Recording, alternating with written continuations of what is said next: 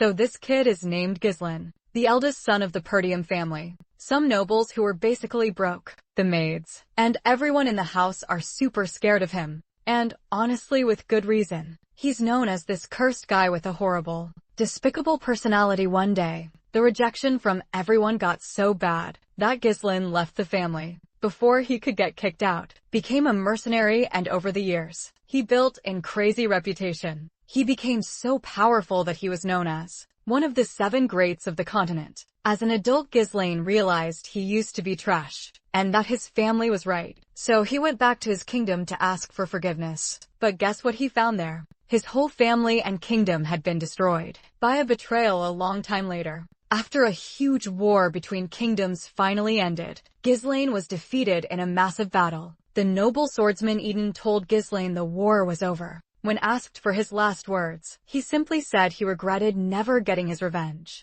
And in the end, Eden wished him death. The boy chuckled and said, "Gislin, you're far too arrogant." Suddenly, Eden asked Gislin about the boy who abandoned his family after his sister's death. Gislin simply asked Eden how he knew that. Eden admitted he was exhausted from trying to dig up Gislin's past, and he confessed they were working in collusion with the Dolphin family to bring down the Perdium family. Hearing this, Gislin was utterly shocked. "I was stunned to realize it wasn't just the Dolphin family behind the incident." Eden deemed the conversation pointless, as Gislin would die soon anyway. The result was that Gislin had never been so furious in his entire life, and right there, Adam defeated Gislin, the mercenary king. But instead of dying, Gislin's body felt weird. He was young again, and he saw all his past memories flashing by, especially of his sister who died young, back when he was a useless rebel. Then Gislin woke up in a room. Looking at his hand, he was sure he had just died. His body felt like it was gonna explode with pain.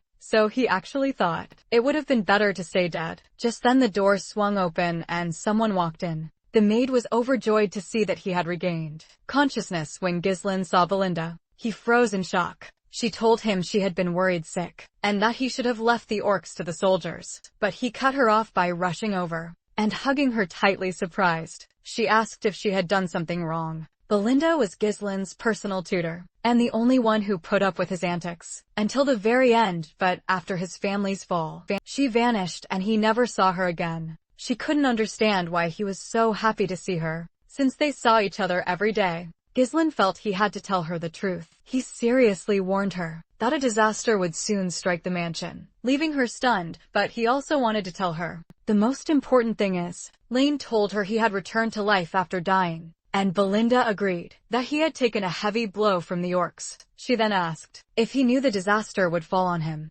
not the mansion. She began scolding him for being reckless, but he wasn't surprised. Belinda asked what would happen if he couldn't even attend the festival because of his injuries. Hearing this, he froze. Belinda reminded him that Helena was looking forward to the day Gislin would take her to the festival. The maid saw this as a good chance for them to get close again. Gislin then remembered a festival held around this time of year in the past. Because of everything happening, he hadn't been able to enjoy it with her. When he asked when the festival would be, she replied it was in about a week. That got him thinking. Suddenly, someone else entered the room, turning toward the familiar voice. Gislin felt confused all his life. He had been haunted by memories he couldn't escape. In 1 week his sister was supposed to die. Seeing her, Gislin ran and hugged her tightly. Belinda watched in shock. Helena was also taken aback, thinking her brother was playing some kind of prank. But Gislin just told her how much he had missed her. The girl pushed him away firmly, saying he was creeping her out. Feeling the pain,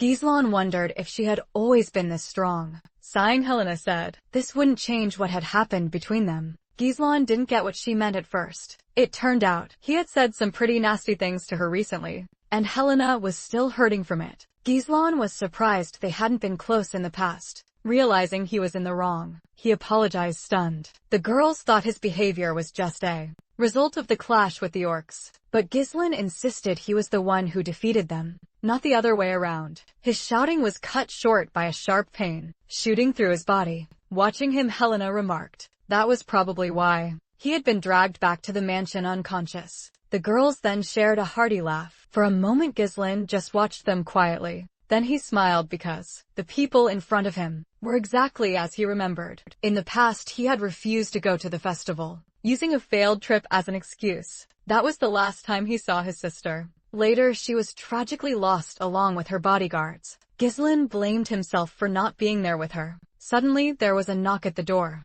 2 guards appeared looking for Helena. They apologized for the intrusion and explained that the staff needed her to oversee the festival preparations. Island asked why they were asking Helena to do that. Belinda explained that because they were short-staffed. Even Helena had to help out sometimes. Looking at his sister, he realized that in the past, he simply hadn't cared enough to notice. Suddenly, he offered his help. Hearing this, Helena spun around surprised. The girls were once again convinced Ghislain had taken a serious blow to the head. When they left, it was incredibly noisy. Helena refused Ghislain's help because no one wanted to work with him around. Ghislain figured Helena's body would be found far from the festival, meaning someone had dragged her there. To prevent that, he needed to find all the castle's entrances and exits. Suddenly, he heard someone's voice approaching. When Ghislain saw the man, he recognized him instantly. Standing before him was an old, panting man, Fergus. The old man said he came right away as soon as he heard what happened to the detachment. Helena said Ghislain was acting weird, so Fergus should have taken the boy back. Ghislain had to resign himself to the fact that he'd need to gather information slowly.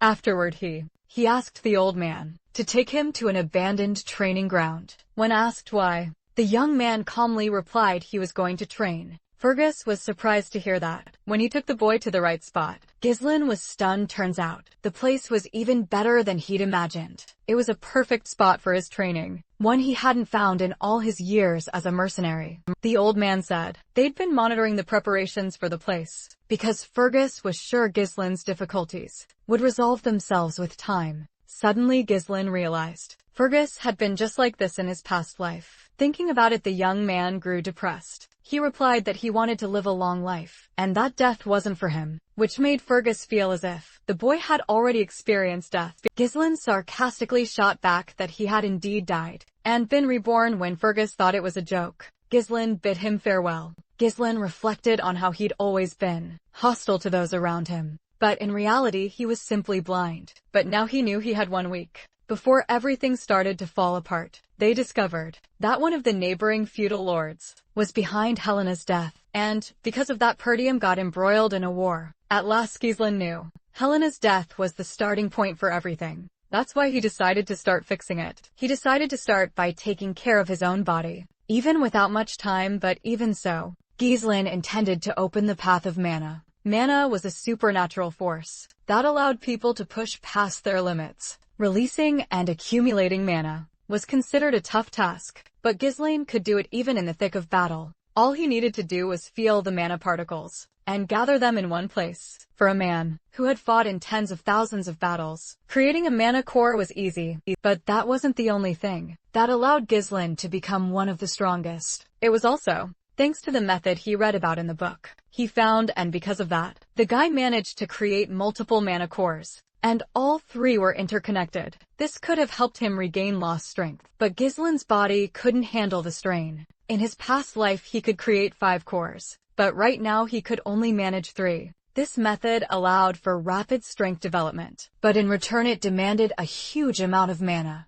This was the main reason for Ghislain's defeat against Eden, as he was attacked when his mana was depleted. The technique wasn't the most reliable, but for now it would be enough for Ghislain. And since he was young and had plenty of free time, he was determined to chop off Iden's head, and also deal with the Dolphin family and their goons. Ghislain was going to destroy them all. A week later, a festival took place and Ghislain showed up armed. Helena was surprised to see him. She found it odd that her brother had come to an event like that for the first time, but he had to go since he was a family representative. Helena noticed he had changed and already knew he'd been training all week. The young man asked what was wrong with the family air training, and Helena reminded him he'd said the exact opposite earlier. Ghislain was taken aback when she mentioned he wanted to become a lord. Without ceremony, with a smile, Helena went on to say that her brother's changes only made her happy. It even seemed to her that the old Ghislain had returned. Hearing this, the young man was surprised and fell silent. He'd actually figured something out this week. Because of the changes in his behavior, the present and future had also started to shift. Major events were unlikely to change, but he couldn't predict how his actions would affect the smaller ones. He was forced to use his knowledge of the future and devise the most effective plan for each situation. He also braced himself for what was about to go down. He spent the entire night walking with Helena as she sampled street food. Most of the time, he just went wherever his sister dragged him. Elena loved everything even though after so many years, the festival had started to get boring. However, Ghislain thought nothing bad had happened yet. Even though the festival was almost over, suddenly he heard voices the arriving knights said. A new kind of entertainment had popped up. Not far from there, Helena agreed to go, hoping it would be fun, and in that moment, Ghislain realized who was behind it all. It turned out his family had been harboring snakes. Philip and Jamal enjoyed unconditional trust, as they'd protected Helena since birth. Soon, the knights led Helena to the spot they'd mentioned, but it turned out there was absolutely nothing there. Helena was surprised to see how anyone could have fun in such a miserable place. Jamal asked them to wait, promising everyone would arrive soon. But Helena was indignant at the idea of no one showing up in a place like that, paying almost no attention to them. Ghislain was lost in his own thoughts. At first glance it looked like an ordinary alley, but there were blockades cutting off escape routes. The boy's thoughts were interrupted by his sister's sudden voice. Jamal asked Helena to wait, but she grabbed Ghislain and was about to leave. Then her brother was outraged by his sister's strength. Since Helena was looking at Ghislain, she didn't notice someone blocking her path and bumped into him. Philip asked Helena to wait a little longer, but seeing his strangely abnormal face, the girl got scared. So she told the knights they were weird and asked what was wrong with them. Then Jamal told her they didn't intend to scare her, and then he went on to say they simply had a request. Hearing that, Helena started to feel afraid. At that instant, another person appeared ahead. He arrived accompanied by two other people, whose faces were hidden when Frank arrived. He said the job was clean as expected. Jamal said they'd done what was necessary, so it was worth sealing the deal. But at that moment, Frank turned his attention to the boy next to Helena. He recognized Ghislain immediately and said he hadn't hired that guy. Jamal said Ghislain was an added bonus, as he'd come along with them. Then Ghislain cut into the conversation and asked Jamal why he thought he could trade them so easily. The knight advised Ghislain to worry about himself, as they would simply make a run for it. Then he admitted they were already tired of these poor lands. Besides, he knew everyone was fleeing those lands. Ghislain got sick of hearing the traitor and decided to jump into battle, taking advantage of the element of surprise. As blood gushed from his mouth and wound, Jamal merely let out a choked cough. Everyone else was stunned by the unexpected attack. As the traitor's body split in two, Ghislain said that at least the others hadn't bargained with other people's lives. And then he turned to Philip, terrified. The knight grabbed Helena and prepared to draw his weapon, but right in front of him, Ghislain launched the first attack, killing the enemy instantly. Before he died, all he could gasp out was that it was unthinkable. His lifeless body then slumped to the ground. The other bandits started muttering about how the eldest son of the Perdium family had never even trained, but their leader was dead. Certain it was Ghislain. Standing right there, the two knights were distracted. But even then, the guy's attacks were absolutely stunning. Helena, trembling with fear, demanded to know what was going on. But Ghislain didn't even bother to answer his sister. With one swift, brutal move, he simply knocked his sister out cold. He scooped her up and gently laid her down on the ground. When they thanked him for doing their dirty work, Ghislain finally turned. The man said they wanted to get rid of the knights regardless, adding that Ghislain was nothing like the rumors. The bandit then suggested Ghislain was deliberately hiding his true skills. Ghislain drew his sword and asked what any of that had to do with them. Gripping his sword, he mentally noted there were only 3 opponents left. The 2 behind him posed no real threat, but the leader himself was radiating immense mana. Because of this, Ghislain decided it was best to deal with him swiftly. Before that, he demanded to know who gave the order, but the thief just sneered that the dead didn't need to know. Ghislain wasn't surprised by his answer at all, but after that he was absolutely determined to make the thief spill everything. The man then ordered his men to capture the boy alive, but to break his limbs, ensuring he'd go mad with utter helplessness. With a chilling smile, the man declared that to forge a true masterpiece, one must first learn a lesson through pain. As soon as they got the order, the 2 thieves lunged forward fast, but before them Ghislain remained eerily calm, moving with incredible agility. As the thieves charged, he hurled an object right at them. The thief immediately recognized the firecracker, but as he stared at it he was slammed in the face. After slicing through the firecracker, Ghislaine plunged his sword deep into the thief's face. Meanwhile another thug closed in on the young man. From the other side he tried to strike, but Ghislaine expertly blocked the blow. The moment the sword stopped, Ghislaine twisted his arm and snatched the blade, so he turned and took her away. In that exact moment he brandished his own sword and cut off the thief's head. As he carried out the attack, he heard a whistle coming from above. When his men were eliminated, their leader decided to intervene in the fight, but reacting to his approach, Ghislaine blocked the blow again. The man didn't understand how the other guy could block the blow if they were approaching him from a blind spot. Turning around, Ghislaine prepared to attack. Due to his own confusion, the man didn't see the attack, which hit him in the neck. He had a cut on his neck, and his pipe was also cut in half. But the man's sword continued to move. Reacting to the danger, the young man blocked the blow. Then the man recognized Ghislaine's strength, because if he didn't have mana, he would have already lost his head. Ghislaine supposed the man must have concentrated his mana around him to avoid serious damage. The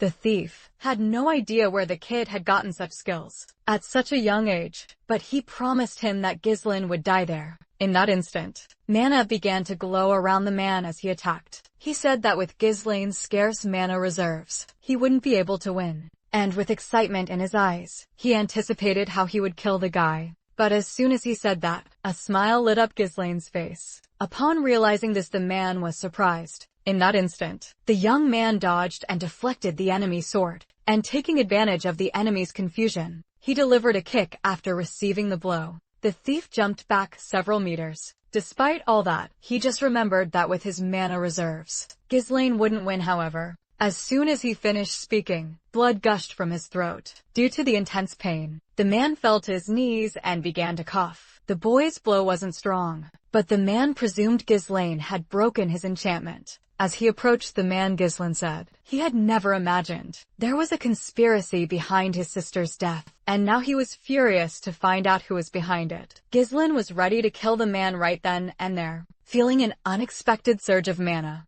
the thief was completely taken aback, but his thoughts were cut short when the young man suddenly charged at him. The man had to admit his opponent was fast. Still, he managed to defend against Ghislaine's relentless attacks, and the fight raged on. Then Ghislaine unleashed a devastating blow. With all his might, he slammed both his swords down onto the thief's blade. The man's hands were trembling. Even though he was just blocking the attacks, his sword began to slowly crack. He'd never seen anyone unleash mana in such massive quantities before. It was like Ghislaine had suddenly transformed into a completely different person. With one more strike, Ghislaine shattered the man's sword completely. The attack was no longer blocked, and the thief took a mortal wound. Blood immediately gushed from the massive wound, but that wasn't enough for Ghislaine. He prepared to strike again. Then, he plunged his sword into the now defenseless thief. The man screamed in intense pain from the wounds piercing his body,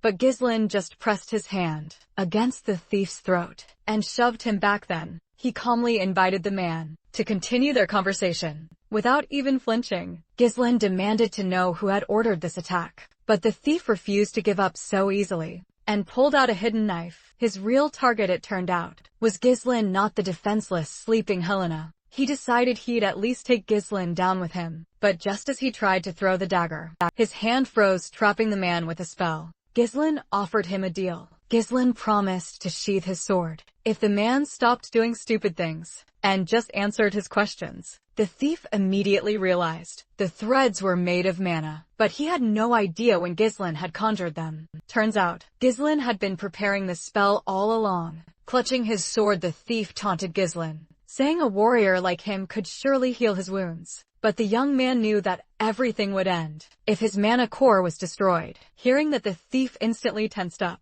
A searing pain ripped through him, and a massive crack began to spider web across his body. What truly terrified him was his mana rapidly dissipating. The man warned that one wrong move, and that mana would obliterate everything in its path. Ghislaine scoffed, declaring only amateurs would die, but he would find a way. The man instantly knew Ghislaine wasn't bluffing. Staring into those eyes, he saw his own death. Staring back terrified, he betrayed the Count, the very man who'd ordered Helena's execution. He revealed this was Count Desmond's twisted plan to ignite a war. Ghislaine, however, remained utterly unfazed. In a past life, all the dirty work had always been dumped on the Duke's allied families. Ghislaine asked if that was why they needed Helena, and the man confirmed it, but as he did, the man plunged the sword even deeper. Coughing, the man choked out, demanding to know why Ghislaine had broken their agreement. Ghislaine let out a low, chilling chuckle, remarking that the thief had killed many, but now facing death, he'd become a coward himself. But the man was utterly shocked to hear laughter. In response, he insisted his death wouldn't change a thing, and the degrades issue was already settled. But Ghislaine forcibly silenced the thief, then decided to explain something. The guy chuckled, claiming he'd been reborn after death, and this time everything would be different. The moment he finished speaking, he made the man feel intense pain once more. Just as he'd said, the mana erupted, but Ghislaine stood completely unharmed. Gasping for breath, Ghislaine turned his head. There he saw Helena deeply asleep on the floor. Tossing the sword aside, the man leaned his head back and let out a heavy sigh. But in that very instant, he felt blood surge up his throat. Ghislaine collapsed to his knees and vomited. He cursed. His strength had never caused such a reaction before. Staring at the door ahead, he vowed he wouldn't give up so easily, no matter what. Bursting in, he was met with a pogrom and yet another body. Ghislaine went straight for it, knowing that body existed, and if the thief's words held any truth, Ghislaine knew exactly whose body it was. Lying before him was the son of Degrade. After examining the bodies, the man concluded they had all been murdered and framed as Helena's killers. However, as soon as the deaths of these people were revealed, war would break out, so Ghislaine decided to get rid of the evidence.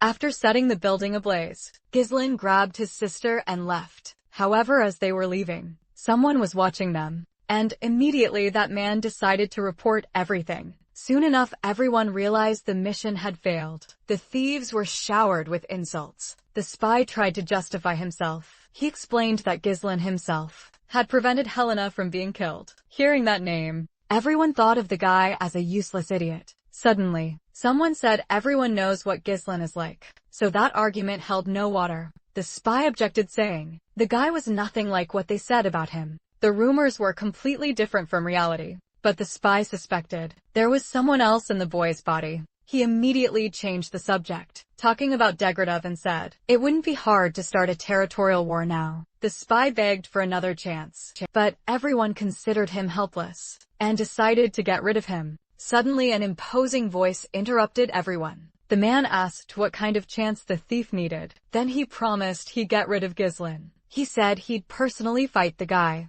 because he had an ace up his sleeve. Hearing that, everyone was involuntarily intrigued, and they were talking about Cain Lodges, who was famous for his fencing techniques. Since Cain was Ghislaine's cousin, it wouldn't be hard to pit the two against each other. Hearing that, everyone was surprised, but remained silent. Only the one with the greatest power decided to speak. The man warned that if the thief failed again, there wouldn't be a next chance. Upon arriving at the training center, Fergus wanted to invite the young man to lunch, but suddenly, the old man saw a brilliant light before him. A sudden light appeared, engulfing the sword that was leaning against the wall, and then, he began to carry the sword into the training hall. Ghislaine effortlessly intercepted the sword. He gave it a few swings, concluding it wasn't half bad. Just then he realized someone had entered the room. Fergus apologized to the young man for interrupting his training, but then out of nowhere, he asked Ghislaine how the boy had pulled that off. After asking exactly what Fergus was talking about, Ghislaine demonstrated his skill once more. He explained that mana threads let him use mana as a pulling force. He'd used it many times before, but now he needed to use all his strength to manipulate the threads.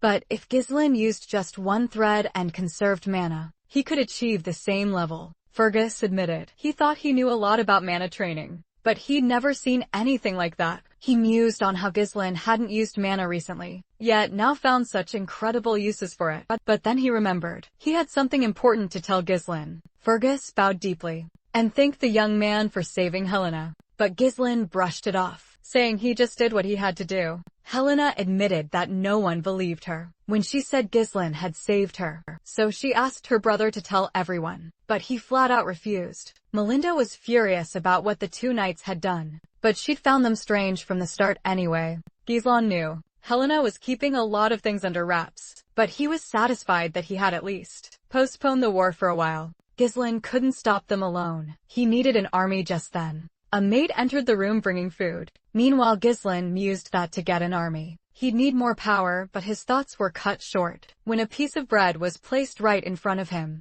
At first, Gislin just stared at the piece of bread. Then he decided to ask Belinda if they were really serving dessert right away, but the girl reminded him that their region was poor. Just then a loud voice was heard demanding compensation. A man in the street was demanding compensation for the damages caused by the festival's cancellation. However, he wasn't alone. A whole crowd of disgruntled people stood behind him. People were furious, convinced the Count's family was rolling in cash. Gislin peered out the window, utterly horrified by the unfolding chaos. Belinda confessed she knew it would all come to this. She added that many merchants in their land relied on these festivals, having made a fortune last year. The festival was being shut down after just one day, and the merchants were absolutely furious. Gislin was aghast at the gravity of the situation. He realized that if he left things as they were, the situation would only spiral further. He then commanded Fergus and the soldiers to calm the aging crowd. The old man replied with a smile, stating there were no soldiers left. He had to explain that most of the soldiers had ventured deep into the forest to eliminate the orcs initially. Their lands were constantly plagued by wars due to relentless invader attacks, and on the other side a monster-infested forest island was livid. They had neither soldiers nor money. He then told Belinda they needed to talk. He argued that since Belinda was in charge of his funds,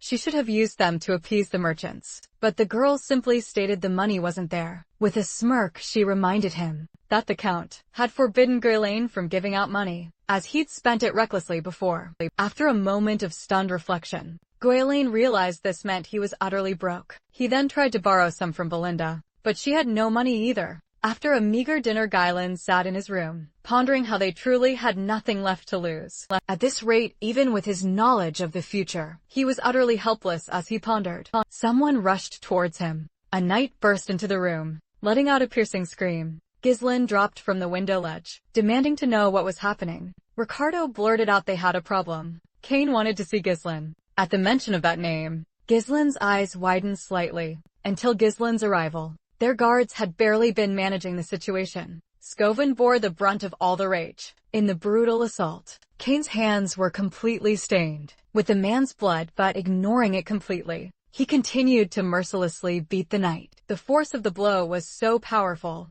it crushed Scoven's armor. Scoven was already pretty battered when Gislin arrived on the scene. Seeing the young man, Scoven trembled, whether from joy or pain, but the boy was stunned by what Kane had done to the knight. Hearing the voice, the boy tore his gaze away from Scoven. Then he saw Kane, who was way bigger than him. Looking down at the young man, Kane greeted him. Gislin also offered a dry greeting to his cousin. He actually remembered Kane's face quite well. He was the heir to the Lodge lands, with whom they held an alliance. And even young Kane had proven himself an exceptional warrior. Back then, Kane was Gislin's only friend, but in reality they were enemies. Slowly, Kane walked towards Gislin. Gislin asked Ricardo what was going on here. The young man explained they'd been informed about disturbances at a local tavern, and there they found Kane, who started asking if the rumors about Gislin were true. The commander began to tell him everything in detail, but then he was cut off. Kane was outraged that Scoven had lied. Right to his face, Ricardo concluded that everything had led to what Gislin was now seeing.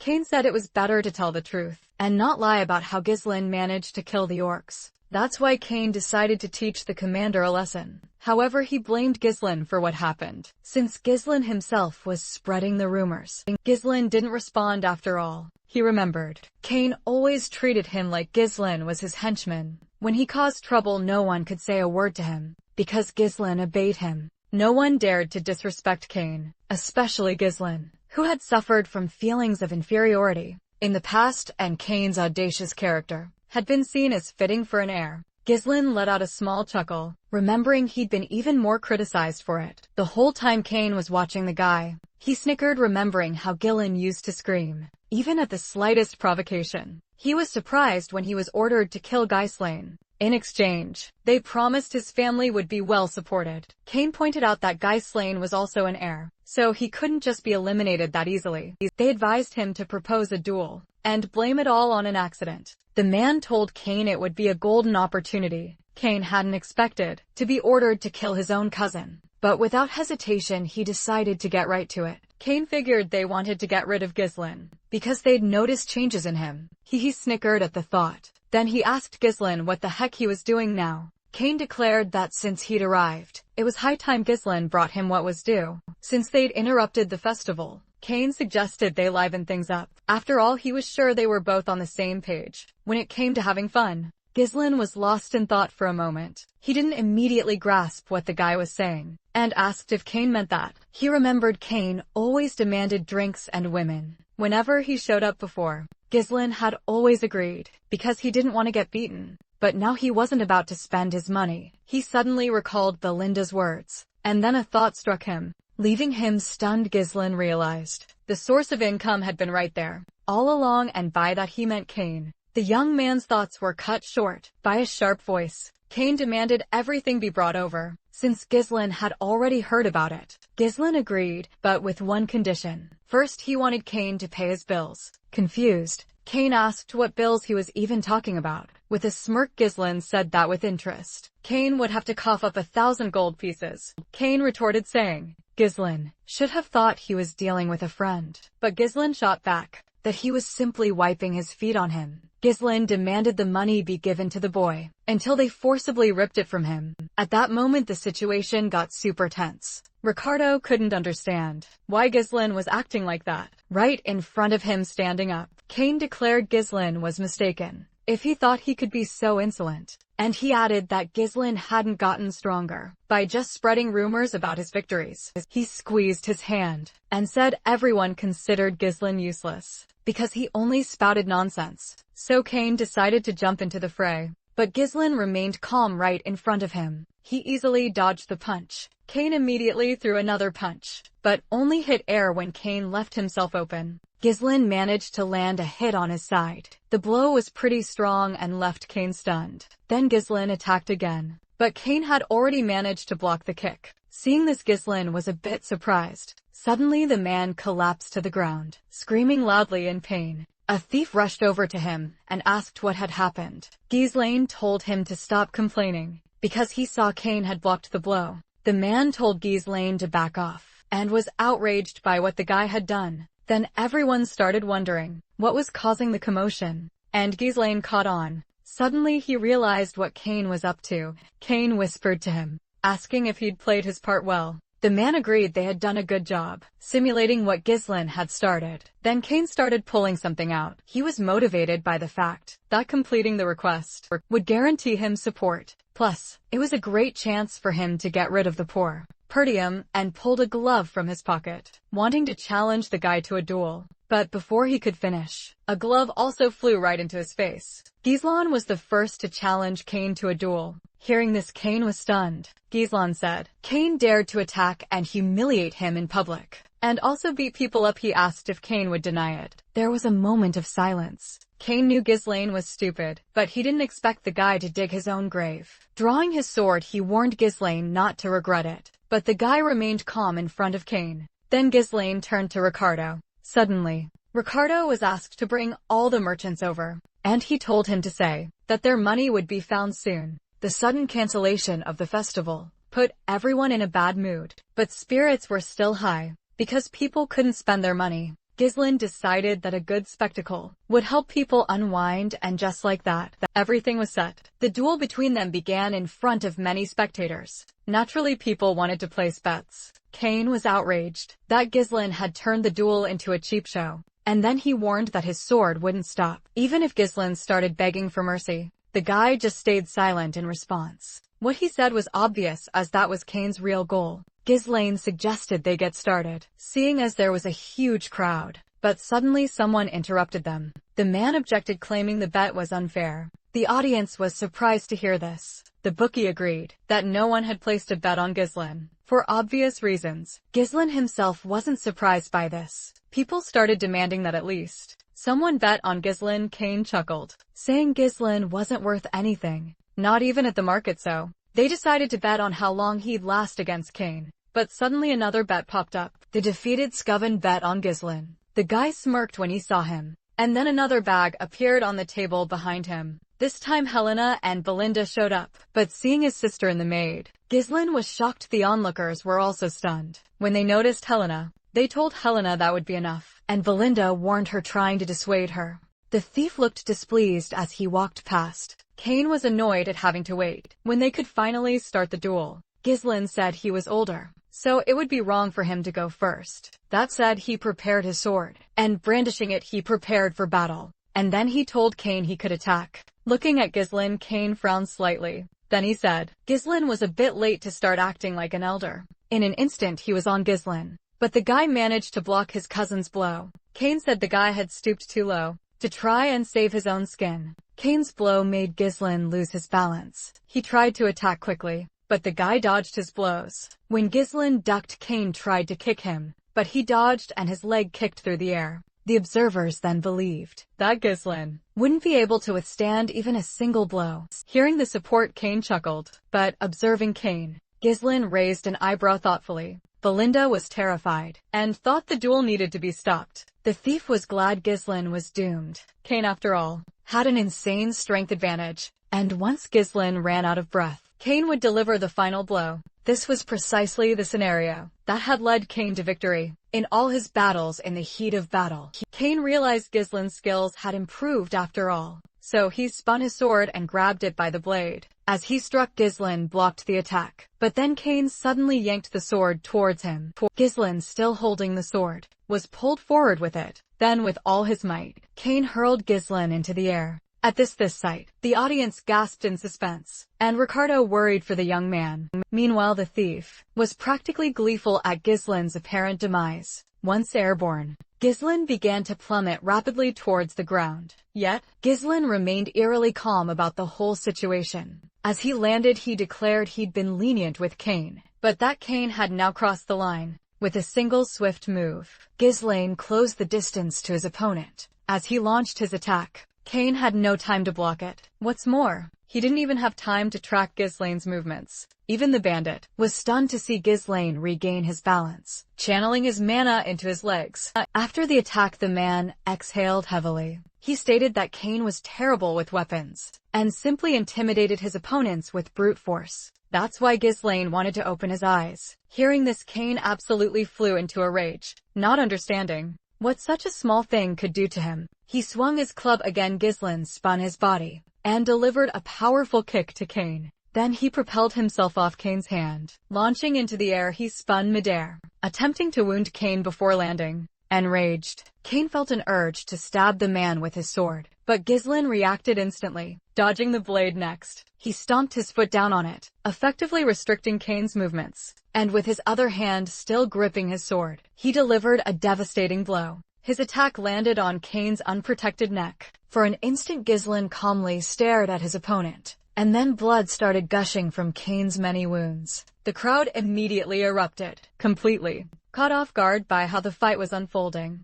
Helena proudly asked Belinda if the maid had seen that. Scoven also let out a discreet chuckle, but the thief was furious and annoyed. Cain knew the wounds weren't deep, even though Ghislain clearly had the power to hurt him more. He couldn't understand when Ghislain had become so skilled with a sword. For a moment, silence fell between the opponents. Ghislain stared silently at his opponent, but then to Cain's utter surprise, he threw his sword aside. He declared that the strength difference didn't seem that great, so he'd fight with his bare hands. Naturally, this sent Cain into a rage, but Ghislain pressed on, saying he needed to seize this opportunity to teach him a lesson, and his fists would be more than enough to get the job done. Hearing this, Cain was utterly indignant, but Ghislain wanted to fight with his fists because it would give Cain an advantage. He even bet 2,000 gold coins that he'd win. The crowd immediately started whispering. As the duel had taken a bizarre turn, the thief was taken aback by this. In fact, he was secretly pleased. Ghislain was digging his own grave. From that moment on, they started accepting additional bets. Rumors resurfaced and many decided to bet on Cain. But there were also those who now supported Ghislain. However, Cain just found it amusing. Accepting the challenge, he dramatically shed his cloak. But at the same time, he decided to keep his sword and attack Ghislain. Belinda cursed and began screaming in support of Ghislain. In that very instant, Cain had already landed a punch on the guy. The guy let out a chuckle, At Kane's complete lack of common sense, he easily dodged the sword. As this unfolded, Kane prepared to kick. However, reacting swiftly, Ghislaine rapidly shifted his stance. At the same time, he landed a punch on Kane's leg, and then he prepared to strike again. This time his fist connected with his opponent's chin. Kane reeled back in intense pain and crashed to the ground. He couldn't fathom where Ghislaine could have learned to fight like that. Crowd began to roar and more people started believing in Ghislaine's victory. Meanwhile, the guy was telling Kane to get up because the fight wasn't over yet. Kane gradually started losing his patience. He rose from his seat and charged towards the young man. Kane continued to attack with his sword, but Ghislaine still expertly dodged the blows.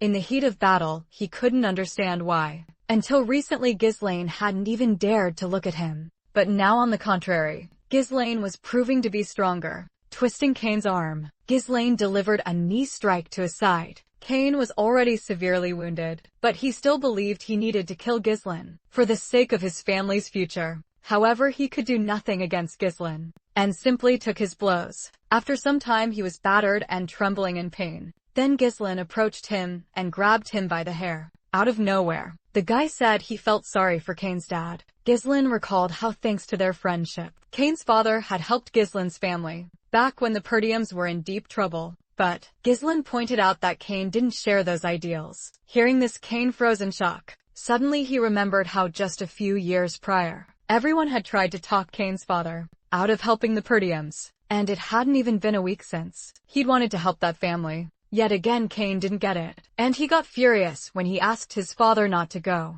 His dad paused. He asked his father why he was so determined to help if everyone was trying to stop him. His father silently turned to his son and simply said he considered Ghislaine's father a friend. Kane froze as he remembered that conversation. Right then, Ghislaine wanted to hit him again. Bracing for another hit, Kane closed his eyes. But no blow came, and then Kane's voice was heard. The guy figured Kane had finally learned his lesson. For a moment, Kane stared at the hand extended to him. Then he lowered his head. He managed to murmur that he admitted defeat. Not expecting this, the man was surprised. The crowd cheered, thrilled with Ghislaine's victory. Ghislaine's family was also ecstatic about his win. Shouting Kane's name, the thug rushed towards him. He was furious that he trusted Kane, and now he was just giving up. But Kane just told the man to screw off, and added that he was leaving. The man was enraged, calling Kane a coward. Just then, Ghislaine appeared behind him and spoke to the man. Ghislaine smiled and said it was time to collect what was his. The man didn't immediately grasp what he was talking about.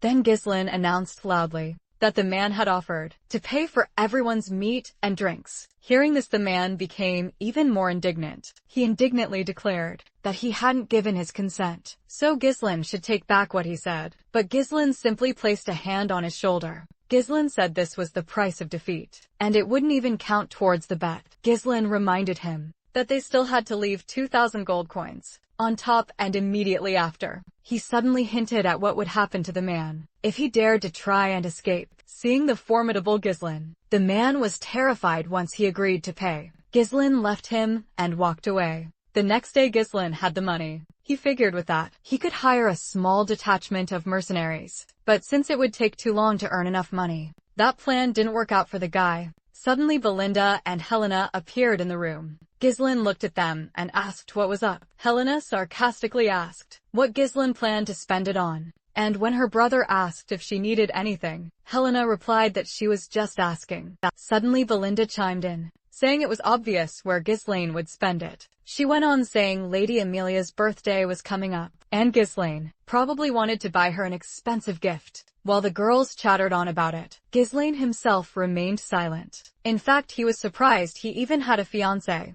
So the guy decided to ask directly about it. Belinda thought he was faking it on purpose, but Helena replied that he was talking about Count Reifold's daughter. Hearing this, the guy was even more stunned. But at that moment, he finally understood who they were talking about. Amelia was loved by everyone for her kind nature and good deeds in the future. She would lead a rebellion in the north and be known as the Witch of the North. She also took part in Delphine's plan to overthrow the Ghislaine family. The guy was furious just thinking about this traitor. He asked when his father would be back, and was told he'd return in about a week. Island figured that would be enough time for him. he was going to visit the Ryfords, but Belinda didn't understand why. Since Amelia's birthday hadn't arrived yet, he simply replied that he wanted to collect some debts. Meanwhile, Amelia's daily life continued as usual. She had just received new shoes, and she offered them to a common village girl. The girl was deeply moved when Amelia offered her the new shoes. Amelia replied that, if anyone had the right to walk barefoot on her lands, it would be her then. She ordered the guards to provide shelter and food for the people.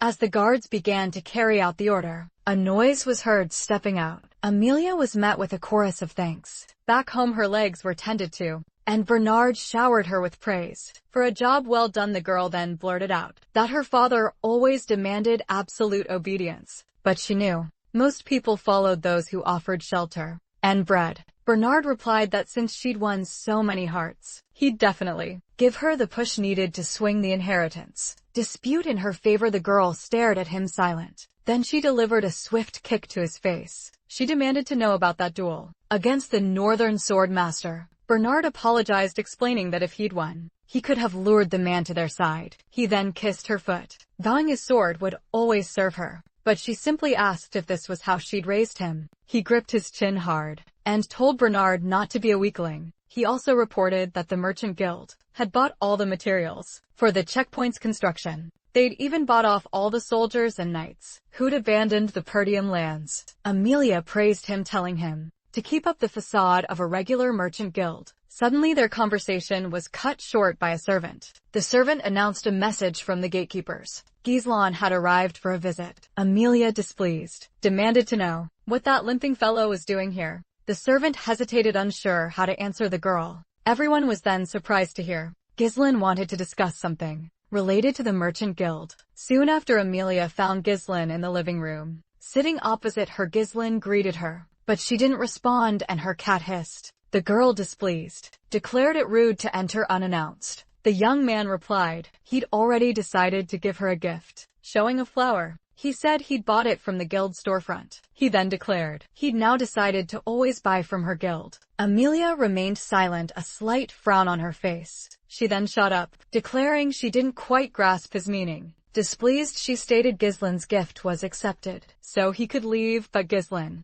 with a smirk, told her to return to her seat. Hearing his tone, the girl froze, turning to face him. She wondered if this was truly the same guy who used to just bleat when he saw her. Gislan immediately stated he needed money, 10,000 gold pieces. Hearing such a sum, the girl frowned. Amelia was indignant, asking if this was meant to be her family's will. But Gislan said it only concerned him. He then added that Amelia wouldn't marry him anyway. The girl stopped dead, frowning in surprise. Gislan continued, saying he'd rather marry the knight behind the door. And then he revealed his true strength. The next instant he was cut off by Amelia's cat, letting out a fierce hiss. Standing before the man, the cat kept hissing. The girl retorted dryly that such things couldn't be said, not even as a joke. Gislan then promised to keep everything a secret if he got the loan, but Amelia kept refusing. When she called for Bernard, he entered immediately, approaching Gislan. He greeted the young man. Gislan knew Bernard was a huge support for Amelia,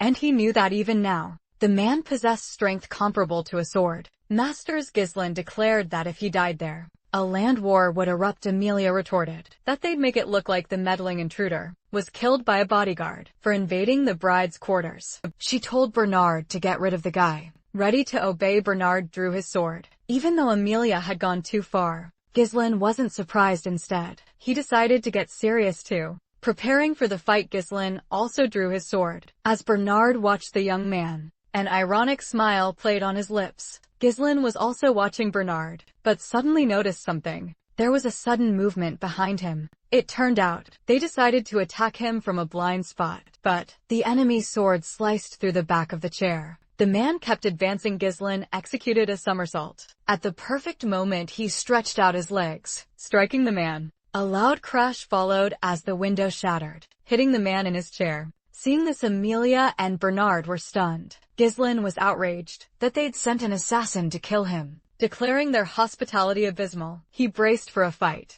Then the opponent's swords clashed in battle. Gislan dryly remarked that good manners weren't taught in the Reifeld household. Bernard retorted that Ghislain was the first to show disrespect, and he believed Ghislain had no right to a warm reception. After that, Bernard tried to strike Ghislain, but the boy dodged. Ghislain spun around and tried to kick, but missed. Then he kicked with his other leg and hit his mark. Bernard reeled back from the powerful kick. He'd known Ghislain as someone with no skills, but now it was clear the guy was highly skilled. Interrupting his thoughts, Amelia told Bernard to get serious. She demanded he move and bring her Ghislain's head. At her glare, Bernard froze for an instant, but then he got serious and prepared to kill Ghislain. Ghislain just chuckled, realizing a common knight had behaved that way with him. Bernard retorted that it was just an invitation to fight. Then both opponents braced themselves for a firm attack. Bernard was the first to close in, reaching Ghislain in but reacting quickly.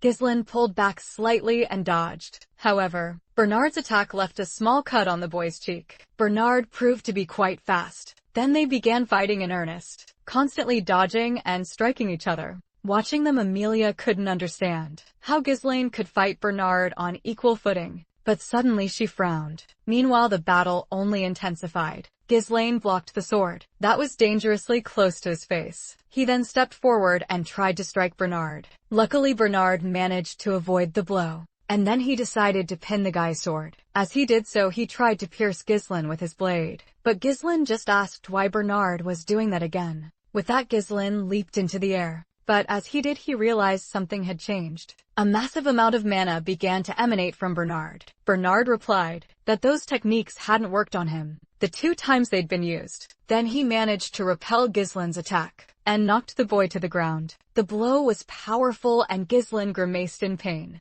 Without waiting for him to make another move, Bernard was about to strike again. But Ghislain managed to evade the sword, and then he retreated a few meters, creating distance he hadn't expected. Bernard used mana to neutralize the move. Suddenly, Bernard stated that Ghislain was truly different from the rumors. Tossing Guélan's sword aside, he added that the boy had battle experience, not just refined training moves. He added that those techniques worked well, but not on him. Bernard was then certain it was all over for Ghislain. Ghislain had already realized they'd crossed the line. Bernard aimed directly for the head, and in close combat, it was hard to overcome the physical difference with technique alone. Because of this, he figured it wasn't worth bothering with Bernard. But Ghislain just said he was also short on time. With that, he prepared to attack. To his surprise, Bernard saw mana and threads. He realized too late that Ghislain would use the threads. In that instant, Ghislain's sword had already struck the man's nape. With a swift move, Ghislain closed in on Bernard, and he slammed his knee into Bernard's face. With all his might, Bernard staggered back, not understanding how the boy had done that. At that moment, Amelia also began to worry about her knight. Then Ghislain had already drawn his sword and was ready to strike. He struck with all his might, but Bernard held his ground, sword still firm. Right after, he immediately spun around. He managed to fend off Ghislain for a brief moment. Shaking off his attack, Ghislain quickly regained his balance, landing firmly. Bernard then urged the girl to get out. After all, he couldn't guarantee her safety anymore, and was about to pull out all his trump cards. Ghislain conceded this was the proper way to fight him. The guy admitted it had been ages since he'd faced a worthy opponent. Hearing Bernard, Amelia started to flee. She was absolutely furious that Ghislain dared to humiliate her. She kept thinking someone had leaked info about the trade guild, and thanks to the rumors about Ghislain, she just assumed he'd gotten lucky back then. But now, she realized just how wrong she'd been about him. She wondered aloud what the guards she'd stationed were even doing. But as she rounded the corner, she saw all her people had been utterly defeated. A girl stood in the middle, turning at the sound of her voice. Seeing Amelia, Belinda greeted the girl. Amelia demanded to know who she was. The girl simply told Amelia to shut up. In that instant, she suddenly appeared behind Amelia. The knife pressed against her throat left Amelia utterly bewildered. After ripping off the spider, Belinda was surprised Amelia was still wearing it. The girl smiled, saying she figured it was all because of the engagement. Linda knew Amelia's family disliked her because insects constantly followed her, so she created her own to get revenge on everyone, though she wasn't sure if it was trauma or just self-affirmation. After tossing the spider aside, he told Amelia it didn't suit her. Then she crushed the spider and demanded cooperation. More mana began to emanate from Bernard, almost filling the entire room. Ghislain realized even the air had grown heavy. This mana was simply too much for him. Bernard again questioned Ghislain, calling him a worthy opponent. And then he asked how Ghislain could possibly consider himself an aristocrat on par with Emilia. Ghislain confirmed he was an aristocrat, but couldn't fathom such a statement coming from a mere bodyguard. A moment of tense silence hung in the air, and then they clashed once more, pressing his attack. Bernard demanded he not dishonor the aristocracy's name. The attacks were lightning fast, but Ghislain still managed to block them. Still they posed a constant, grave threat in the heat of battle. He realized Bernard was absolutely enraged. He relentlessly harassed Ghislain with his attacks. But eventually the guy had enough. Gripping his sword tighter, he finally knocked Bernard's blade away. Then he delivered a powerful blow, ready to strike the man down. But Bernard reacted, deciding to counterattack. In doing so, he disarmed his opponent. Ghislain was stunned by the force of that last strike. And then, Bernard declared that would be Ghislain's final attack. In that instant, his sword was pointed directly at Ghislain's neck. But for some reason, his face twisted into a confused expression. It turned out Ghislain was prepared to injure himself, intentionally using his shoulder to deflect the blade. Capitalizing on the other's confusion, Ghislain attacked back. Bernard was irritated with Ghislain. There was never a moment to relax, but he managed to deflect Ghislain's sword once more. And then he kicked the guy hard in the side. The man declared there was a huge difference between someone experienced and someone who just brandished a sword to show off. Ghislain slammed his back against the wall with full force, but he could still keep fighting. Ghislain analyzed that Bernard's speed and attack sequence allowed him to control the battle's flow, and in a direct clash, it felt like their blades were locked, unable to be separated. Ghislain knew that with the mana he currently had, he couldn't beat Bernard, but that was only about the mana Ghislain had. At that very moment, he realized Bernard was missing one crucial thing. After all, Bernard had no idea Ghislain possessed a unique mana cultivation technique. The moment he started using it, Ghislain's speed skyrocketed, and in an instant he was right beside Bernard. Their swords clashed again. A furious dance of steel, but just moments later, Ghislain managed to disarm his opponent. When it happened, Bernard was utterly stunned. I couldn't fathom where this guy pulled so much mana from in the middle of their fight. As the tip of his sword touched Bernard's head, Ghislain stopped just then. Belinda and Emilia walked into the room. Emilia told Ghislain he could take the money and leave. Ghislain shot back, asking why she couldn't just give him the money. When he'd asked nicely with that, he pulled his sword away from Bernard. Belinda scoffed, saying this couldn't even be called a lover's quarrel. Ghislain simply replied that they just didn't see eye to eye on the matter. Then he dropped some bad news on Emilia. After all, he'd now settle for nothing less than 20,000 gold pieces. As Ghislain walked out, a commotion erupted in the palace. In a fit of rage, Emilia continued to smash everything around her. Bernard apologized, saying what happened was his fault, but the girl ignored him, muttering that Ghislain had changed too much. Bernard asked if she wanted to report this to Duchess Delphine, but Emilia slapped him, and she snapped at him to watch his tongue, because Duchess Delphine was a terrifying person. She then admitted she was secretly collaborating with Delphine, because Delphine would help her get rid of the Perdiums. But she was even more furious about what would happen if the commercial guild secret was exposed. So they had to kill Ghislain. After hearing her out, Bernard accepted her demand. He reported that Ghislain had a deep wound on his shoulder and several minor cuts, and since he'd used so much mana, he'd need time to recover. However, something was bothering Bernard. He said they shouldn't use their knights. Emilia agreed, saying they'd need dogs, specifically bred for this kind of work. Bernard was horrified, imagining what Emilia was planning. The girl ordered them to send war orphans, those with no family or status. She demanded they gather a dozen individuals, skilled in mana control. Meanwhile, Bernard was already plotting where they could set up an ambush. After mulling it over, he promised Emilia he'd prepare everything, and Emilia was practically salivating, eager to see how Ghislain would pay for humiliating her. Meanwhile, Ghislain continued on his way, bandaging his wounds. He couldn't stop thinking about the treacherous Emilia. Others were worried about Ghislain, but he calmed everyone, assuring them he was fine. He figured for such a risky stunt, the wound wasn't that deep, but it paid off, because now Ghislain had a massive amount of money. He'd gladly strangle Emilia too, but he didn't want to start a war, since they were already defending themselves against barbarians. Gislan decided to resolve the situation with the least amount of bloodshed possible. And this time Gislan was going to put Amelia to use. Belinda watched the boy in silence, but suddenly, she asked if everything had gone as planned. She said he'd ordered her to take over security if she heard sounds of fighting, and to take Amelia hostage. Gislan agreed that was the plan, but then asked Fergus about it. The moment the boy said that, he felt an intense pain because of it. Ghislaine cowered and left everyone worried.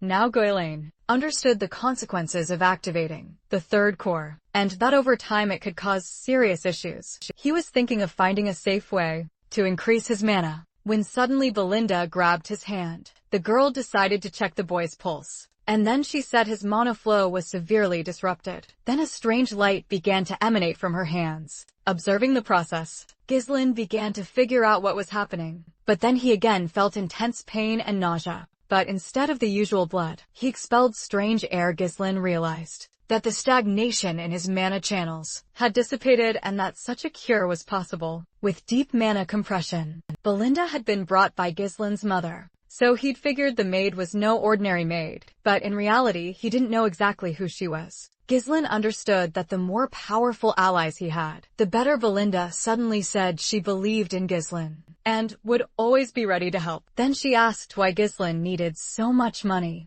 After a brief silence, the boy said Amelia was the only one who could get the money. Belinda and Fergus were surprised to hear this argument. Belinda said he'd land in deep trouble if someone found out, but the boy guaranteed that Amelia wouldn't tell anyone. And then he asked if Belinda believed him. The girl agreed and asked him to tell her how he intended to spend the money. But when Ghislaine spoke of the monster forest, Belinda was frozen in horror. Ghislaine stated gravely that they needed resources to clear the forest. Fergus found that unthinkable, as they had tried to clear the forest for ages, but to no avail. Cutting him off, Ghislaine asked what had happened to the request he'd made before he left. The old man looked a little confused by that question, and then he replied that the person Ghislaine was talking about was right there. Ghislaine replied that he would head there right away, but Belinda insisted on going back home, and Ghislaine reminded him that Amelia wouldn't let any of this slide. Belinda said she and Fergus had a good fight, but the boy shot back that circumstances had changed,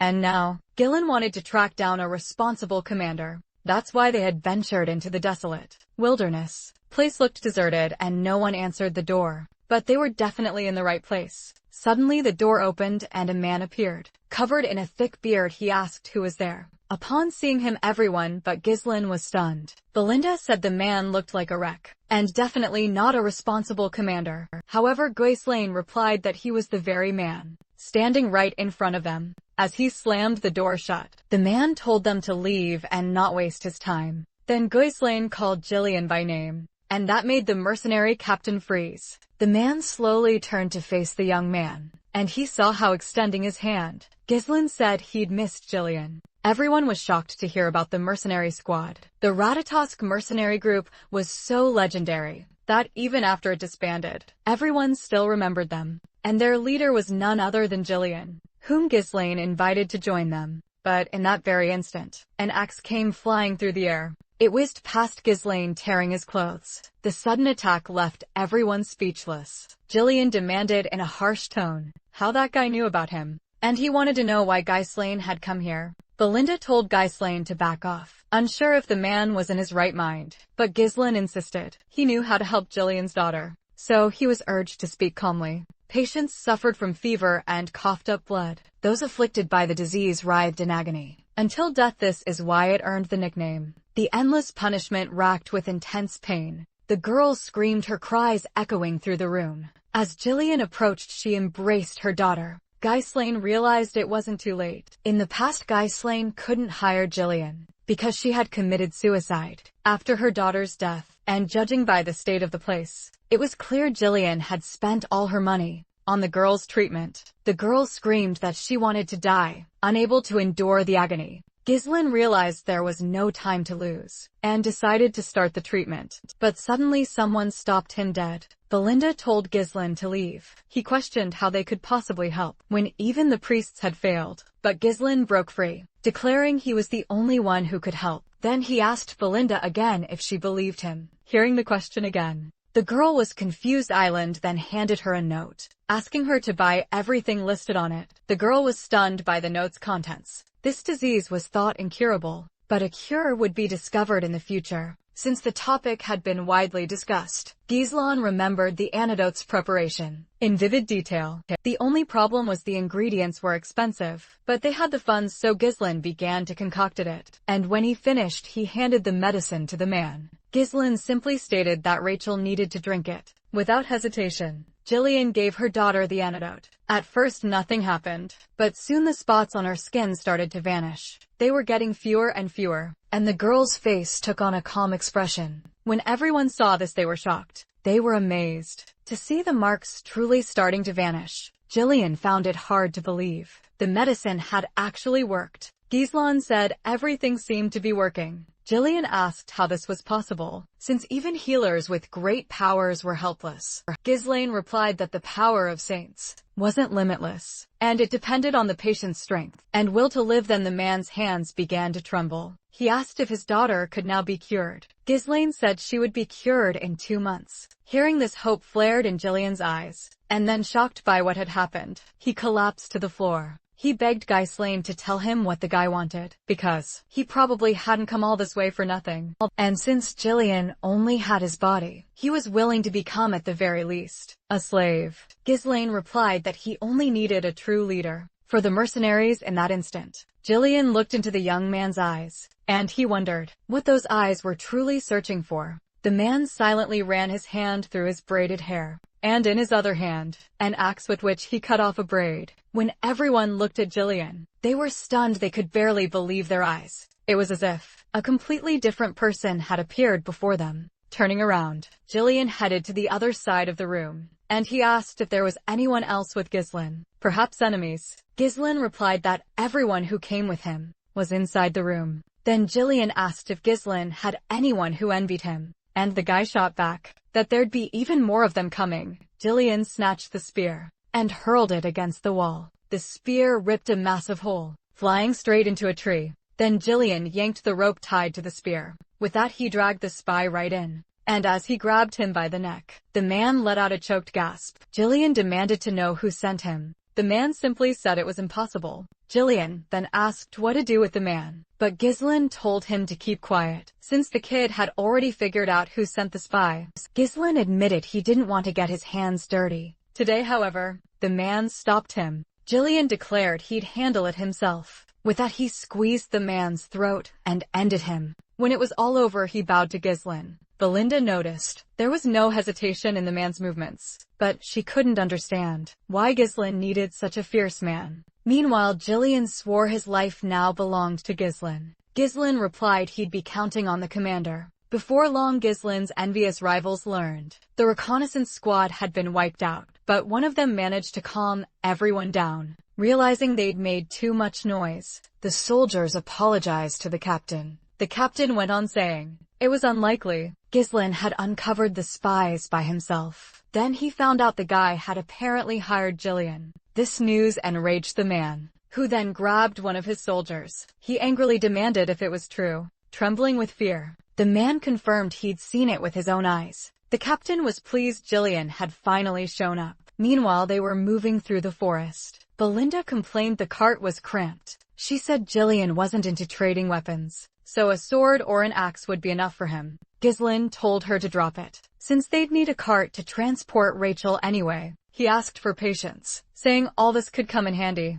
Then she asked if that spy had been sent by Amelia. After getting confirmation, she declared it a problem. After all, the man wore a mask typical of the Wildcat Guild. Ghislaine knew that guild was illegal. They were smugglers, murderers, and drug traffickers. Belinda said they were a powerful, dark guild, often having retired mercenaries among their ranks. That's why she told Ghislaine to be more careful. But Ghislaine said there was nothing to worry about. After all, Ghislaine now depended on Jillian. They continued on their way, when suddenly someone approached them. Jillian immediately sensed the enemy's presence. However, they had the cart in their sights, and were aiming for Jillian. However, the man reached for the weapon on his back. Wielding his sword and axe, he blocked both blows. Then he struck back at the assassins. He even cut one of them in half. their bodies hit the ground, and the cart kept moving on its own. The other people sitting in the trees cut the ropes, and at that instant, a tree started falling towards the cart. Belinda screamed that it looked like they were about to be caught. However, with a tug on the reins, Jillian changed the cart's direction. Cart stopped and the tree fell not far from it. Ghislaine wasn't surprised by the ambush. However, the cart was surrounded by dozens of people. One of them turned to Jillian. Hearing his name, Jillian looked at the squad leader. The assassin called Jillian a coward, saying he dismantled the gang because of his daughter. Stepping out of the cart, Jillian said he couldn't understand the words. The assassin went on to say that because of Jillian, his life had fallen apart, and that Jillian didn't even recognize his old friend anymore. Jillian remained silent. The commander then assumed Jillian was pretending not to recognize him, so he ordered his men to join the fray.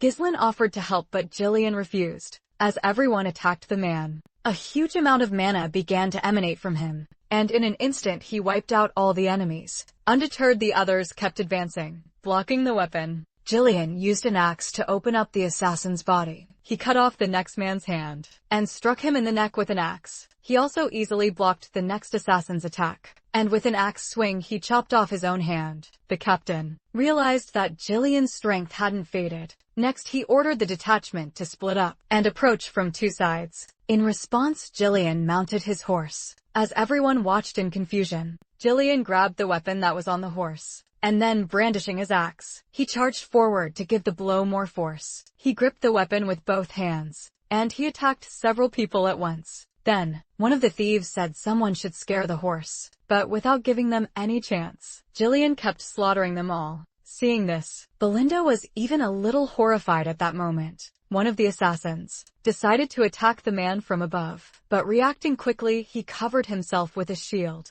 The captain declared that Jillian couldn't possibly interfere with the life of the person he was already destroying, and then he swore to kill the man. Leaping back, he attacked the horse. Due to severe injuries, the animal immediately fell to the ground. When Jillian landed, they immediately tried to attack him, but he blocked the blow with his axe. Then he slammed his shield into the man's side. After the hit, the assassin leaped back several feet. He was shocked to learn Jillian was no longer Ratatosk's leader. He demanded to know who was, if not Jillian. Jillian replied that he'd left the past behind, and now he was nothing more than Ghislaine's assistant. This only enraged the assassin even further. He charged forward, vowing once again to kill Jillian. And with that, their battle began. Jillian effortlessly blocked the blows with his shield. The assassin spat that with Jillian gone, their squad had fallen apart, and, because of him, the assassin had lost his purpose in life. Jillian had no reply.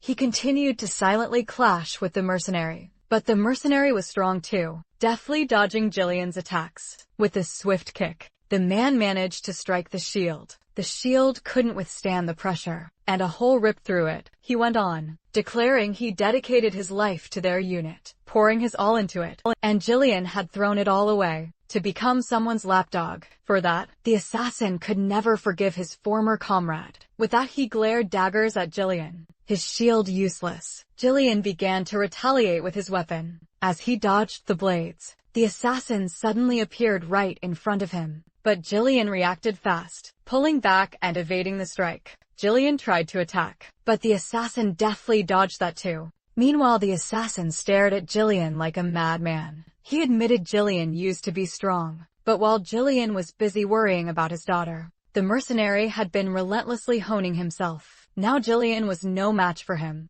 The assassin then kicked the blades stuck in the ground, sending them flying, and pointing them right back at Jillian. But he blocked them with his hand. As he did, the assassin closed in on Jillian again. Sensing his presence, Jillian tried to attack, but the assassin managed to jump and dodge. As he attacked Jillian, the mercenary wanted to end it. However, Jillian intercepted the knife with his bare hand. Finally, he asked if that was truly the only reason for his revenge. At that moment, the mercenary realized Jillian hadn't been fighting with his full strength the entire time. As he thought this, something heavy slammed into his face. The blow sent him flying backward. The mercenary's flight was abruptly halted by the tree he crashed into. Suddenly, Jillian said he didn't understand after all. The mercenary had had plenty of opportunities for revenge. Jillian asked why the mercenary hadn't come for him sooner. The man laughed because Jillian didn't know The man said he was the one who came, but he didn't find a leader, just an old man he was sick of getting his hands dirty with. He asked where Jillian, the one the mercenary idolized, had gone. Jillian threw his blade to the ground and said, he now serves another. But now he would pay great homage to his old comrade, just like Commander Ratatusk. Ripping his sword, the mercenary wished for a real fight to begin, but Jillian easily blocked his strike. But the mercenary yelled that this was exactly the fight he'd been waiting for. They attacked each other with lightning speed. Jillian lunged forward and tried to attack, but his blows were dodged. The same happened when the mercenary tried to attack, but finally one of them gave up, and Jillian managed to strike the mercenary. The man's face was contorted in intense pain, but he kept fighting. At one point, Jillian brandished his axe and said he remembered the captain of the 5th Squadron, Ratatusk, and he even addressed Vigo by name. Hearing this, the man smiled. After that, Jillian killed him. For a while, he stood over the body of his fallen comrade. Suddenly someone praised him for his efforts. Belinda and Ghislaine approached him, and the girl chattered that they'd make good money selling these things. Jillian apologized for dragging out the fight, but to Ghislaine it meant nothing. In fact, Jillian had exceeded all his expectations. In the past, stories about Jillian began by describing his rise as the king of mercenaries. Suddenly, he asked Jillian if he remembered that man. Jillian confirmed it was his old comrade. Hearing the word comrade, Ghislaine pondered. Suddenly he wondered what his comrades were doing now, since before meeting them, each had their own life. One day, Ghislaine would gather them again. 2 days later they arrived in the lands of Pertium. Jillian asked if these were the same lands, and Ghislaine confirmed it briefly. The guy thought it was good to be able to return to something, because in the past he didn't have that. Jillian kept looking at Ghislaine, but remained silent. Then Ghislaine asked the man what he thought of his lands, and he replied that they weren't bad, and Ghislaine agreed they were terrible. Jillian had heard these lands were constantly at war with barbarians, but everything turned out worse than he expected. Ghislaine wanted to solve these problems, so he asked Jillian for help. The battle promised to be long, but the young man was determined to restore the lands. Suddenly Belinda saw something ahead and screamed, looking at the horizon. Ghislaine's gaze also took on a touch of surprise. Ahead of him he saw the man who was his father. The councils discussed the best way to utilize the available forces, but some believed the Rayfords were useless, as they reported them attacking soldiers. Island listened to all this conversation in silence, and with a smile he thought nothing had changed. Even though he was a young gentleman, he had decades of experience, and the guy told everyone they had worked hard. And then he turned to his father. His father looked sternly at his son. Ghislaine remembered that as a child, he was afraid of his father, because of his stern expression. But now he understood why his father was like that. It was due to the sheer weight of responsibility his father bore. His father asked where Ghislaine had been for a week. The guy replied that he had gone to visit the Rayfords. His father asked if he had caused any trouble,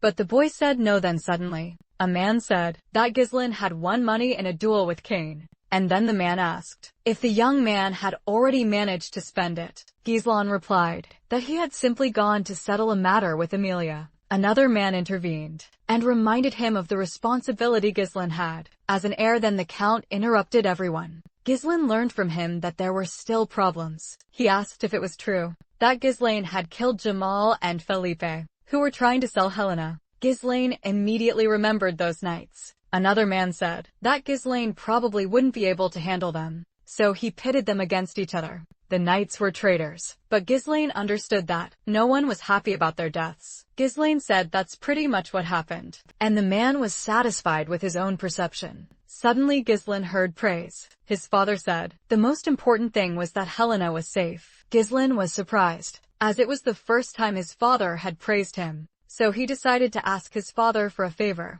A man said that if it was about money, it wasn't going to happen. Another agreed that Ghislaine had too many sins. In his fury, he rattled off a list of them, and Ghislaine had no comeback, because it was all true. Ghislaine replied that as a courtesy, he wanted to ask his father's permission, but he would still go ahead with the plan anyway. But he refused to tell Belinda about it, for the time being. After all, he knew a leak would cause trouble. He knew the monster forest held a spot teeming with runic stones. This mineral was imbued with magic, driving everyone wild for it. It was often used to craft various tools, basically anywhere magic was involved. Historically, The Delphine family had seized control of its deposits. But knowing all this, he wanted to change things. Belinda, however, hated being kept out of the loop. Still, she agreed to follow Gislin's every word. When he asked to hire an army, Jillian questioned if he was truly sure, warning it would draw unwanted attention. But Gislin knew just the right people, and even planned to handpick them. Jillian immediately caught on to who Gislin meant. So powerful, these mercenaries would tear you limb from limb if they weren't satisfied. Even so, Gislin was set on hiring the Cerberus mercenary squad. The very next day they set out to tame these wild dogs. Their camp was nestled on the outskirts of the territory. As Jillian and Gislin neared the camp, they were immediately spotted. The mercenaries snickered, realizing the travelers looked utterly lost. One of them scoffed, saying they looked like common aristocrats. But when he peered through the telescope again, he saw a sudden jarring movement. Then a blood-curdling scream ripped through the air. Seizing the attention of every mercenary, Jillian had suddenly lunged at one of them. Seizing him by the head, he began to squeeze the poor man's head with crushing force, but then, with a flick of his wrist, he sent the mercenary flying. Seeing Jillian's strength, all the mercenaries grew wary. Sensing something was off with the old man, they drew their weapons and surrounded him. Suddenly someone declared that not even an aristocrat dared to approach them like that. The man snarled that the travelers wouldn't leave there alive. But suddenly the smile vanished from his face. That's because Gislin stepped forward. The guy asked who was in charge here. Then the man strode towards the young man, addressing the mercenaries. The aristocrat shocked them with his sheer audacity. But finally the mercenary smirked. He declared they were dealing with just another crazy aristocrat. And then he swung his weapon, and he hurled it at the guy with all his might. As the heavy object approached him, Gislin didn't even flinch. But suddenly the weapon veered off course. That's because Jillian stepped in. The man was stunned to see the chain pierced by a sword. Gislin had a feeling he wouldn't be taken kindly to. He told Jillian to do as he pleased, but not to kill the mercenaries. Obeying the command, the man yanked the chain. The weapon's owner was dragged along with it. With a surge of strength, Jillian flung the man skyward. But then the chain coiled around his neck. He then attacked the mercenary with mana. As the man struggled, others jumped into the fight. But Jillian snatched up the man's body, and then he hurled the body at the charging mercenaries. They all crashed down in a heap. Once stunned, Jillian turned his gaze to the remaining men.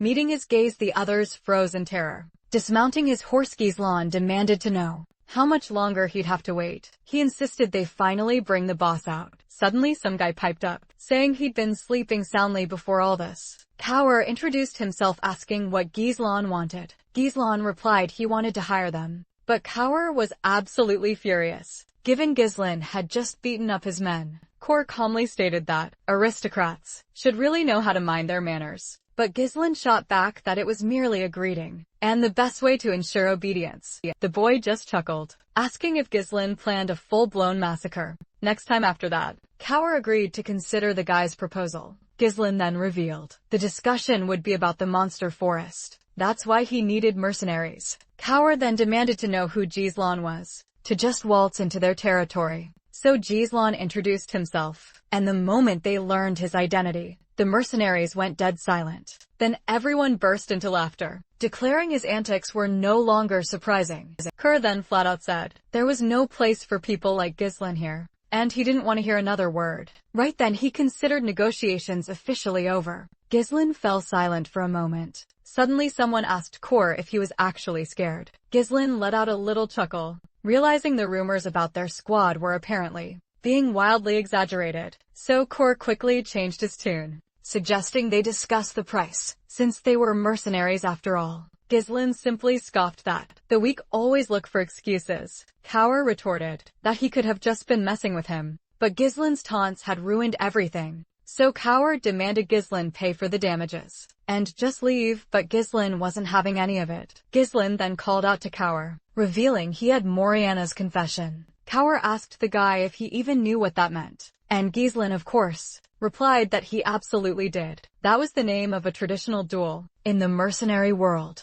combatants had to fight without mana dominant. Hands bound, the fight took place within a circle, and leaving it was not an option. Many times both participants ended up dead. Gislin knew the loser had to obey the victor. He challenged Kaur to a duel, Jillian was shocked. Ghislain wanted to follow mercenary customs. Refusing a duel was dishonorable, so Kor couldn't back down. As they awaited his answer, the tension in the room became palpable. Finally, Coward declared that, if the master wanted mercenary-style recognition, they had to respect his choice. In no time, everything was ready for the fight. After their hands were bandaged, the opponents entered the circle. Jillian watched in silence as the mercenaries roared in support of their leader. Coward told Ghislain that, even if the kid learned a few tricks, he wouldn't win and there was no turning back. When Ghislain was suddenly yanked forward, he didn't expect it. Coward pulled the boy close, informing him he'd won this way 5 times already. Ghislain pulled back and declared that 5 wasn't enough. He then pulled Kor close in return. Kor replied he'd won like that hundreds of times. The moment they heard the starting signal, their attitudes shifted in an instant. They lunged, blades aimed at each other's throats, simultaneously dodging the incoming attack. Looking at Ghislain, confusion was clear in his eyes. He hadn't expected such a reaction. From a mere aristocrat, their attacks were identical. Whenever one tried a direct attack, the other blocked it, trying to make Ghislain lose his balance. Coward yanked the boy's arm, but even with his provocations, Ghislain held his ground, and when Coward tried to attack from behind, Ghislain dodged just in time. After that, Ghislain immediately tried to attack the mercenary leader, but Coward also managed to dodge. Then Coward decided to kick his opponent. Ghislain reacted, blocking the attack with his own leg, but the very next instant after blocking the attack, he felt a sharp pain in his leg. Coward realized the guy was doing well, but it was weird that he'd won hundreds of times, when even winning once was tough. After the attack, he told Ghislain that if a guy wants to brag, he'd better present something plausible. The crowd roared, cheering for Kor and demanding he kill the aristocrat. But when Jillian shot a menacing glare at the mercenaries, they immediately shut up. After subduing the mercenaries, the man kept watching, reflecting on how the fight was going. Badly for Ghislain. The circle was too small even for one person. Mana was off limits, so everything came down to a person's weight and physical skills. His bound hands further restricted his mobility, and Ghislain could barely block Coward's attacks, meaning Coward could easily take the initiative in battle. But if things got too dangerous, Jillian was ready to step in. Grabbing Ghislain by the arm, Coward prepared to strike his side with a knife. However, as he delivered the blow, Ghislain leaped over the guy and landed on his feet without a hitch. But at that moment, the pain in his leg flared up again. Now he was convinced that without mana, pain would just pile up in the body part. He used to block a hit, Kor could tell, judging by Jillian's face, that things weren't looking good for him. He also found Jillian's attempts at resistance pathetic. But this was the most stubborn noble Kor had ever met, and Coward was sure he knew what Ghislain was thinking. Right then, this fight was a meaningless confession. So as long as Ghislain kept blocking attacks, the damage would only stack up. Ghislain's leg was already starting to cramp, clear as day on his face.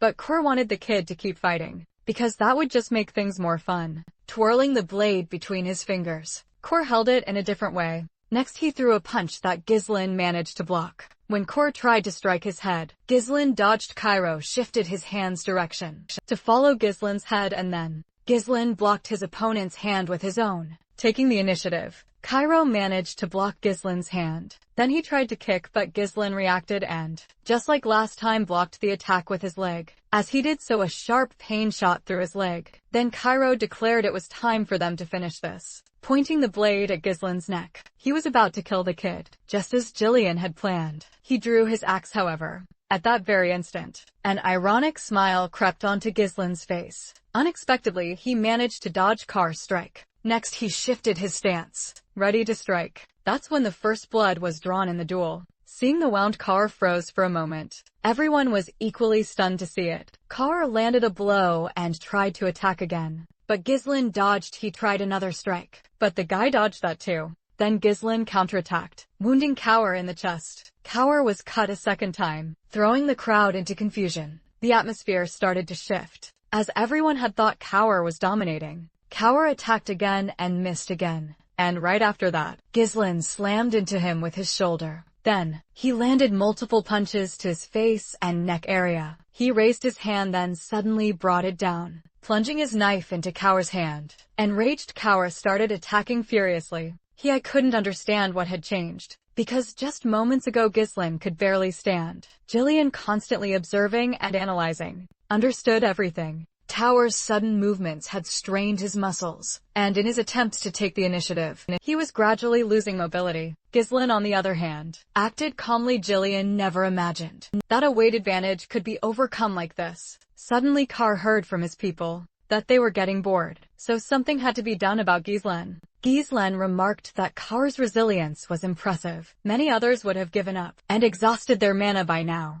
But Carr retorted that anyone who broke the rules of this ritual had no right to exist in the mercenary world. With a smile, Ghislaine admitted he was impressed. Carr also suddenly admitted that in terms of skill, he was inferior. However, he declared that the conditions for victory weren't limited to just that. He abruptly spun around and pulled Ghislaine towards him. Anyone who crossed the circle's boundaries was declared the loser, no matter how skilled Ghislaine was. If he was thrown out of the circle, he'd hit the ground. With these thoughts, Carr was confident victory was his. However, Ghislaine swiftly turned, changing the position of Carr's free hand. In that instant, he almost touched the ground. But before that could happen, he landed a two-footed kick on Carr. With his hand still bound, he used the momentum to swing back inside the circle. Carr immediately started losing his balance. This gave Ghislaine the opening to slam the mercenary leader to the ground. It was then revealed that Carr had stepped outside the circle. Carr was absolutely furious about losing the fight. Ghislaine declared the victory was his. Carr demanded to know who the boy was and where he'd learned such skills. But Ghislaine, without missing a beat, shot back that Carr had no respect for his master. He abruptly hauled Carr to his feet. Carr was bewildered, protesting that the fight was over. But Ghislaine retorted that wasn't the case, because he hadn't stepped out of the circle yet, and he decided it was time to train his new subordinate. Immediately after, Carr took a brutal punch to the face. He crashed to the ground again, leaving the spectators stunned by the sudden turn of events. Carr tried to stop the boy, attempting to remind him of the rules, but he didn't even get to finish his sentence before Ghislaine attacked him again. Then Ghislaine mockingly asked if Carr would also explain the rules of the battlefield. When Carr tried to object, Ghislaine cut him off, stating that the master's words were not to be doubted. Carr wanted to call the guy crazy, but once again he couldn't even finish the thought. The beatdown continued for a while. The others didn't know whether to intervene, so they just stood by. Then Carr screamed, begging Ghislaine to stop. As if hearing him, Ghislaine yanked Carr close and lifted the man off the ground. But Ghislaine simply stated that Carr still hadn't left the circle. Carr then glared directly at Ghislaine. Then turning to his people, he commanded them to kill Ghislaine. Without hesitation, they drew their weapons, ready to carry out the order. But just then they saw Jillian standing before them. He declared in a severe tone he would kill anyone who dared to lay a hand on Ghislaine. Everyone was shaking with fear, rooted to the spot. Seeing this, Carr realized just how dire his situation was. Trembling slightly, he turned his head to the side. He met Ghislaine's eyes, a silent dare to keep going, just as the kid threw another punch. About to connect with Carr, he flashed an ironic smile. It was as if Carr had stopped resisting, simply taking the blows right then. He recalled how spineless and pathetic the other nobles were. The moment he intimidated those arrogant narcissists, they'd immediately grovel at his feet. And Carr took immense pleasure in emptying their pockets. That's how he earned his rabid dog reputation, by showing off his strength. But now he couldn't fathom how he'd screwed things up so badly with the rebellious Ghislaine. The ground was slick with blood, and Carr lay motionless, which deeply worried his people. Ghislaine then wondered if that was enough. Suddenly he spun around to the nearby mercenaries and ordered them to bring bandages and compresses. He explained that if Carr didn't get help, he'd die. Hearing that, the mercenaries snapped back to reality, ready to follow Ghislaine's orders. Silently, Ghislaine turned his gaze back to the young man. He assessed the situation with a stern gaze. The mercenaries immediately jumped to obey Ghislaine's command. In the mercenary world, the fist spoke louder than any law, and Ghislaine knew how to assert his authority in the most effective way possible. When Carr finally came to, Ghislaine handed him a piece of paper. Pointing to the document, he told Carr to sign it. At first the mercenary didn't respond, just staring at Ghislaine. Then he simply clicked his tongue in annoyance and signed the document. Once done, he carelessly tossed the paper back to Ghislaine. However, Ghislain didn't like Cower's attitude. When he saw that, he found it disrespectful. Cower involuntarily turned his head and asked Ghislain to take care of them.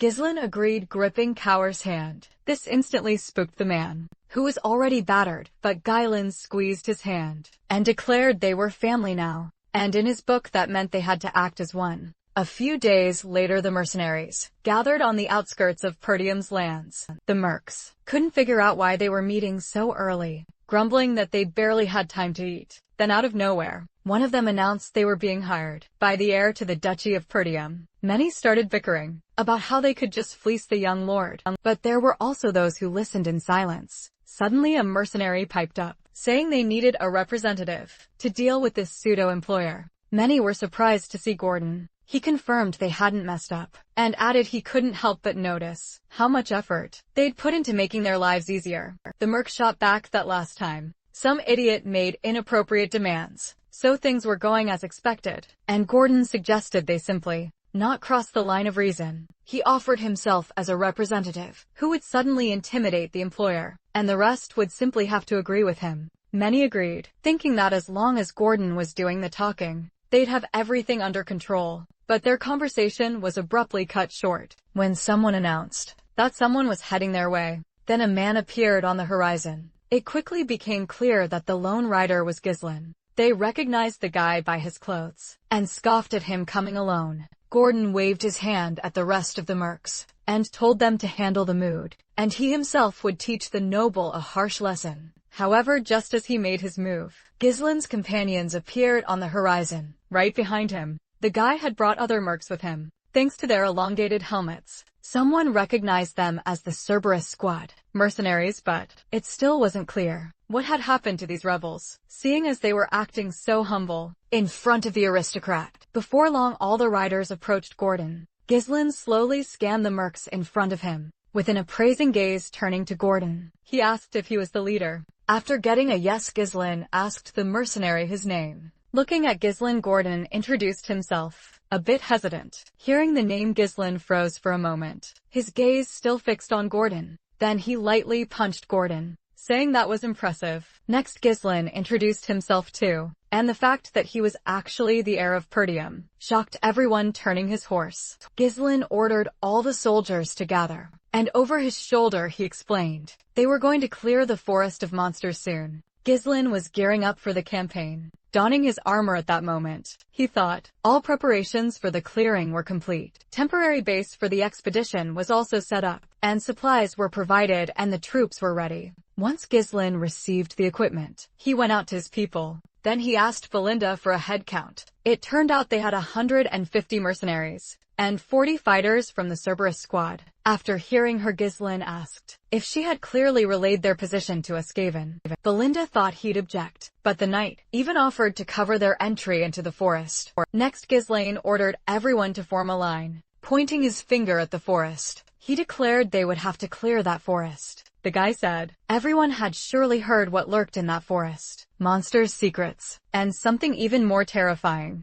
Upon learning their objective, many began to fear they wouldn't return alive. Belinda was outraged. They were chattering during Ghislain's speech, and reprimanded the mercenaries. Ghislain said he wasn't stopping anyone, but if they succeeded he'd pay triple. Hearing that no one could believe such a payment, Belinda was instantly furious, because they had actually spent all their money on preparations, and Ghislain replied he said it to motivate people, but he still knew that if they succeeded, it would all be worth it once again. The man turned to the maid and with an ironic smile, asked if she believed him. With a heavy sigh, the girl replied that she had to. Kerr also chuckled, noting the promise was ridiculous, and it wasn't clear how Ghislain would get out of it. Then Ghislain yelled out loud, addressing his soldiers. Waving his hand towards the forest, he ordered them to retreat. Soon everyone got to work hacking away at the forest. There was a ton of work, so even Ghislain got his hands dirty. After he cut through a tree trunk, he gave it a mighty kick to bring it down. He was thrilled to see sunlight finally piercing through the canopy.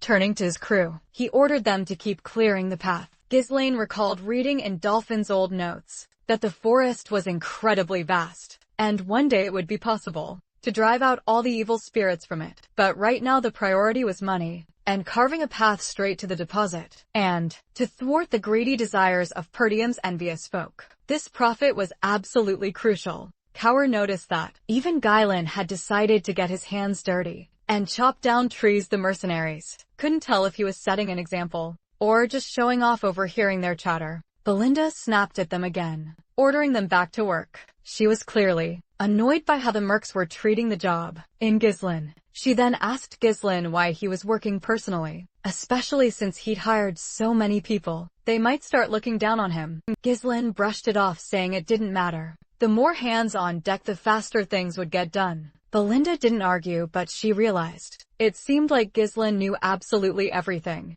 about that place. Kaur snickered, remarking that the lady was worried about the boss, and they were just dogs being led to hell. At that instant, Jillian spun around sharply and smacked Kaur with a piece of wood he was holding. Jillian kept walking, and Kaur indignantly asked the other men if he was looking for a fight. Watching them, Ghislain mused that everything had gone smoothly so far. Delphine, who had conquered the kingdom first, focused on conquering this very forest. At first, Ghislain hadn't understood why Delphine had chosen to focus on this particular spot, but he'd learned about the fossils through the notes and was able to prepare for today's expedition. But at the same time, this calm made Ghislain start to worry. He only had knowledge, not experience, so he told everyone to stay vigilant. He also said this because the forest ahead was growing denser, and gradually, people were starting to spread out further. As it grew darker, one mercenary thought it was already night, while another claimed the forest wasn't as scary as people said.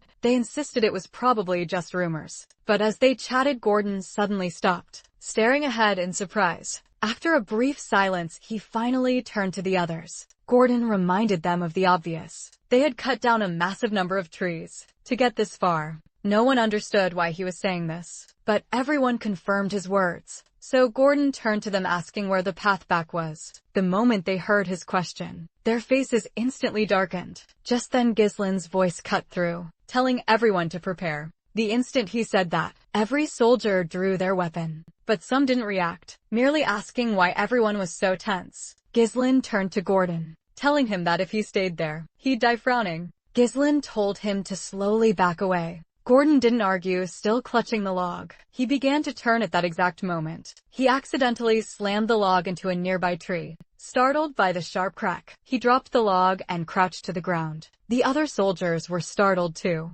calling Gordon an idiot. But Gordon was the most terrified of all, spinning sharply towards the trees. However, nothing happened, and no further sounds broke the silence. But the others were already on high alert, sensing something strange was afoot. Ghislain remained silent, observing, waiting to see what would unfold next. Even in such a tense situation, some remained overconfident. One mercenary scoffed, saying the client got spooked by every little noise. Pointing to the trees, the mercenary declared there was nothing but trees ahead. Frowning, Ghislain told the mercenary to back off too, otherwise they'd both die. But the mercenary questioned why Ghislain was instigating fear, thinking he did it on purpose to control them more easily. However, in that instant, something thick coiled around his waist. Before he could even react, the man was violently yanked backward. Ghislain had known all along that these monsters' presence couldn't be sensed. No one could have predicted the appearance of the entity destined to become food, not unless they immediately understood what stood before them. Ghislain then revealed to everyone that the monster before them was an ant dino. It turned out these monsters had already surrounded them. Terrified by these monsters, the mercenaries immediately tried to escape. Everyone feared becoming their next meal, so they desperately tried to flee. Without ever looking away from the people, the monsters shot their branches out at them. In an instant, several mercenaries were snatched up. They were dragged straight into the monster's gaping maw. The only one they couldn't get was Gordon, who miraculously clung to a rock. One of his comrades rushed over, telling him to hold tight, while he tried to hack at the branch himself. He swung his axe at the branch and a loud crack echoed. Turns out the branch was fine, but the axe not so much. Before anyone could react, Gordon lost his grip on the rock, and they started dragging him down. He screamed in terror, and the others could only watch, helpless. But just then, Ghislain charged in to help. Wielding his mana-infused sword, he sliced through the branch. Then, in a midair twist, he managed to slash the monster's eye. Blood gushed from its eye, and both he and Gordon tumbled to the ground. Everyone watched Ghislaine's actions. Quickly, realizing the monster's eyes were their weak spot, Ghislaine then roared, telling everyone to snap out of it. He ordered them to gather and raise their shields, forming an impenetrable wall against the vines. Ghislaine commanded them to focus on defense and await his next orders. Moving swiftly, everyone immediately readied their shields. Meanwhile, Ghislaine found Kur and demanded to know where the oil lamps were. Once he confirmed the lanterns were present, he ordered them to be hurled at the monsters to set them ablaze. Meanwhile, the soldiers were starting to panic under the monster's relentless gaze, waiting for the perfect moment. Giz and finally gave the command to launch the lanterns. At his command, they unleashed a volley of lanterns at the monsters, but to their shock, the monsters used their vines to swat the lanterns away. The mercenaries were stunned, realizing that at this rate, they'd never set the beasts on fire. As the last lantern fell, the monsters retaliated, lashing out with their vines towards the people. But just then Ghislaine sprang into action, easily severing the incoming vines. Belinda wasn't about to stand by idly either. Taking aim, she brandished her daggers and hurled them straight into a monster's eye. Ghislaine then ordered Belinda and Jillian to help Cerberus prepare for another lantern volley. Ghislaine himself would draw the monster's attention. Belinda was worried about him, so she told the guy to be careful. When countless vines shot his way, Ghislaine sliced through them with ease, but the monsters kept attacking, forcing Ghislaine to stay on the move to avoid getting caught. As he pushed forward, he noticed the monster had legs. Everyone was shocked, thinking Ghislaine would be trampled, but Ghislaine reacted instantly, easily severing the monster's leg. Then he leaped and struck the monster right in the eye. While he was busy with one, all the others swarmed him. Turning to the soldiers, Melinda commanded them to throw the lamps down. They all reacted fast, hurling lamps the monsters couldn't snatch this time. Instantly, they burst into flames. The mercenaries were thrilled to see they'd hit their mark. Ghislaine turned to them, telling them not to stop, to keep attacking. Soon after, the entire forest was engulfed in flames. The mercenaries were stunned that they were still managing to defeat the monsters. Yet at the same time, they feared the fire might spread throughout the whole forest. Gordon was also delighted that the wooden monsters were helpless against the fire. However, Ghislaine warned them not to drop their guard, because this wasn't the end yet. And then he added that now the monsters would reveal their true forms. As soon as he said that, steam erupted from nowhere. Seeing the steam, everyone immediately assumed the monsters had managed to put out the fire. Meanwhile, Belinda and Jillian approached Ghislaine. When Belinda asked what was happening, the boy explained that only the monster shells were immune to fire, and when the fire hit their watery core, steam burst forth, revealing their true forms. The monsters opened their mouths and shrieked. Seeing the monsters were still alive, the soldiers were terrified. Ghislaine drew the soldiers' attention, raising his sword and telling everyone to grab their weapons. Sharply lowering his sword and dispersing the steam, Ghislaine added that the fight was about to begin. And then he charged forward himself. When everyone saw how bravely he charged, they were frozen in surprise. They thought it was easy to say fighting these monsters was easy. However, Kaur charged forward with the Cerberus, rejoicing that they could finally join the battle. Gordon even saw his maid rush to the front, worried about Ghislaine at that moment. Jillian asked the mercenaries why they had frozen, and he firmly told everyone that this was Ghislaine's order, meaning they had to trust and obey. Hearing this, the mercenaries were surprised, but then they decided to join the fight too, believing Ghislaine would still find a solution. Since the monster shells were burned away, Ghislaine said they could survive without mana. He told his men that before them were just massive scarecrows that could be killed with a single blow. The next few hours were chaotic. Ghislaine understood that uncertainty would lead them to their deaths, and his task was to dispel the doubts among those who followed him. So he constantly pushed forward to instill in people a faith capable of turning the impossible into possible.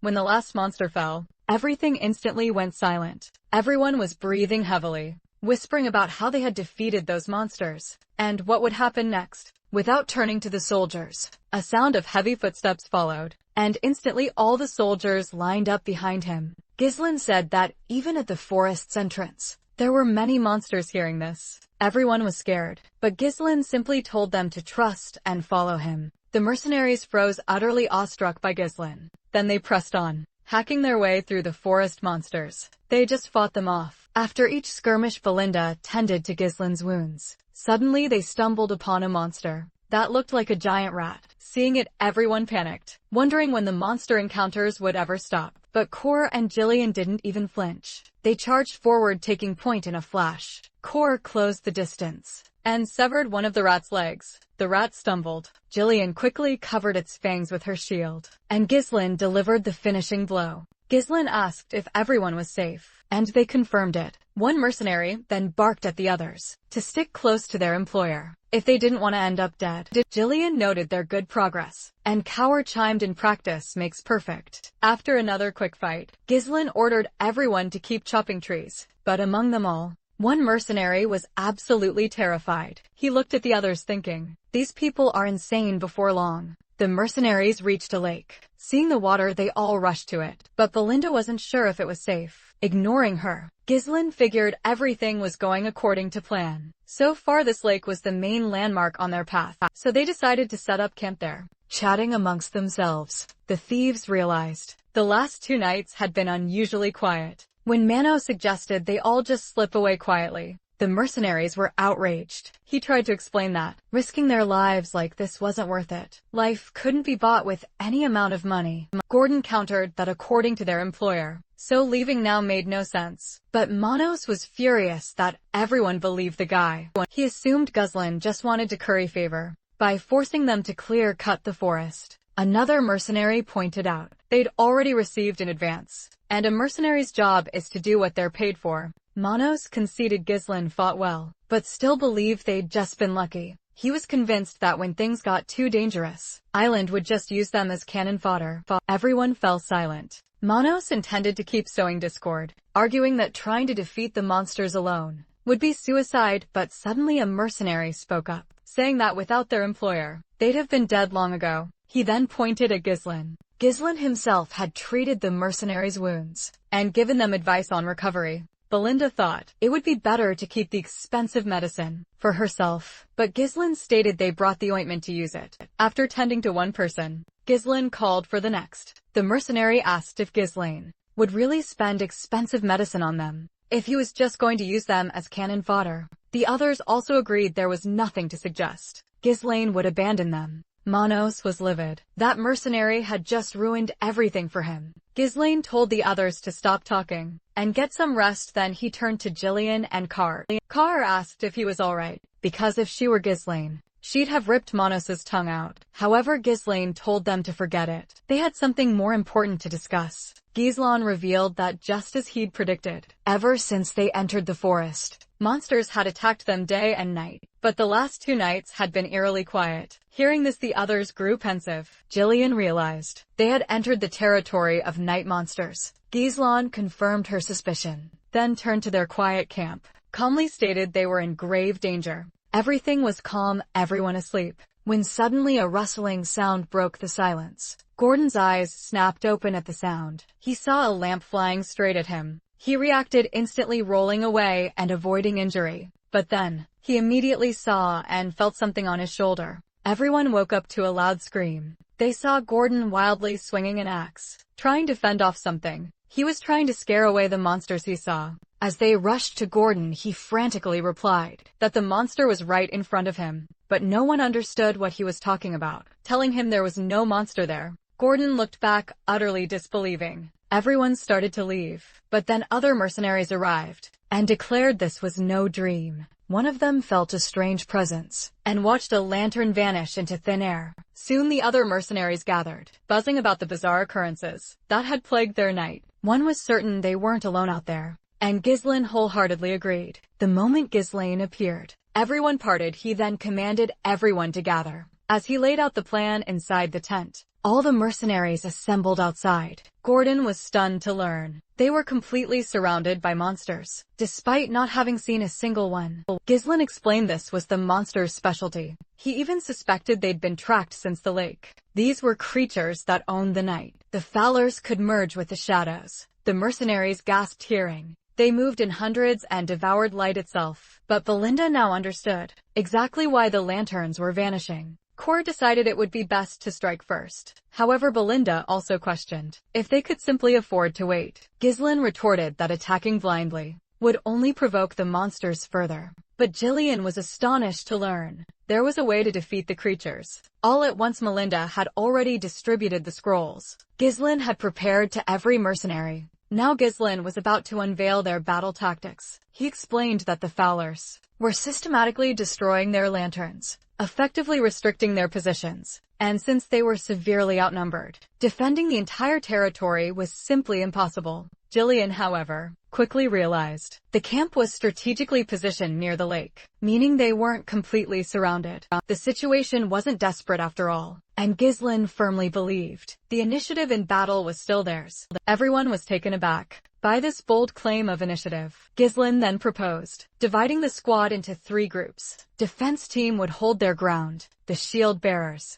and crossbowmen would form an impenetrable wall, preventing the enemy from ever reaching the center. At that precise moment, the combat unit would concentrate its forces and launch a devastating attack from the left flank, converging with the central forces. Kor mused that if the center held, their plan just might work. But suddenly Belinda cut everyone off. She reminded them that according to Ghislain, attacking in the dark was useless, while fighting these monsters was. For a tense instant, all eyes snapped to Ghislain. After that, Kor simply suggested using mana. Ghislain, however, reassured the girl not to worry, for they had magic scrolls. In no time, everything was organized. The last lantern finally snuffed out, and the creatures started to close in. Taking a decisive step forward, Ghislain recalled a crucial detail from Delphine's diary. The Fowlers absolutely couldn't stand light, and when they were hit with light, on Ghislain's command, everyone tore their scrolls as they did. Seeing this, the monsters looked up with palpable apprehension,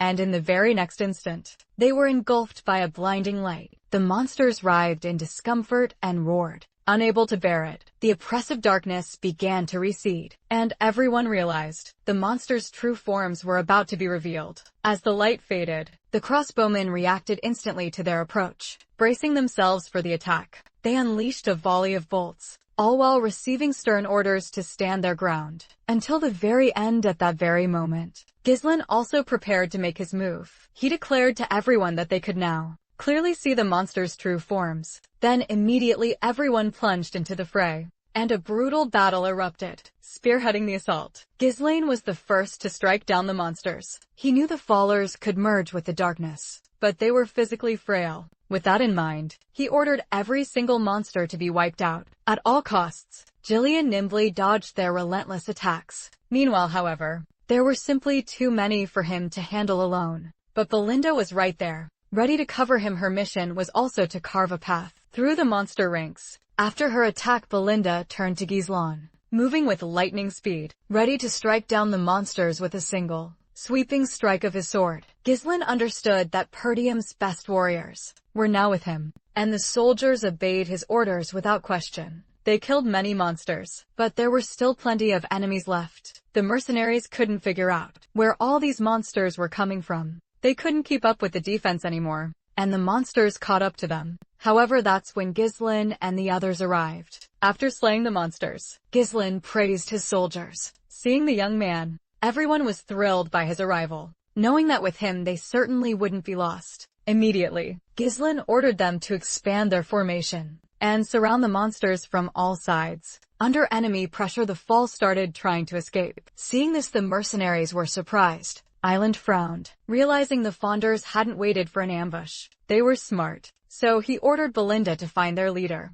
who should have horns on his head. She suggested simply letting the monsters go, but Ghislain replied that they would keep chasing them until they were exhausted. And since they couldn't handle another fight, Ghislain wanted to end it all now. Hearing this, Belinda was silent at first, as Ghislain had changed so much, but she immediately snapped out of it and accepted the order. She launched a grappling hook that wrapped around a tree branch. She managed to propel herself off the ground and soar into the air. This was enough to see all the monsters. She finally found what she needed. She immediately aimed and wanted to tie him up with a rope. Thanks to her precision, the rope wrapped perfectly around the leader's neck. And then, hearing her, Ghislain prepared to kill the leader with a swift move. The blow was severe in its last moments. The monster screamed in pain When the other followers saw this, they also screamed but didn't attack Ghislain. With the leader dead, Ghislain ordered the other monsters to be eliminated. Everyone rushed forward, unwilling to yield to anyone in military merit. Their fight continued until dawn.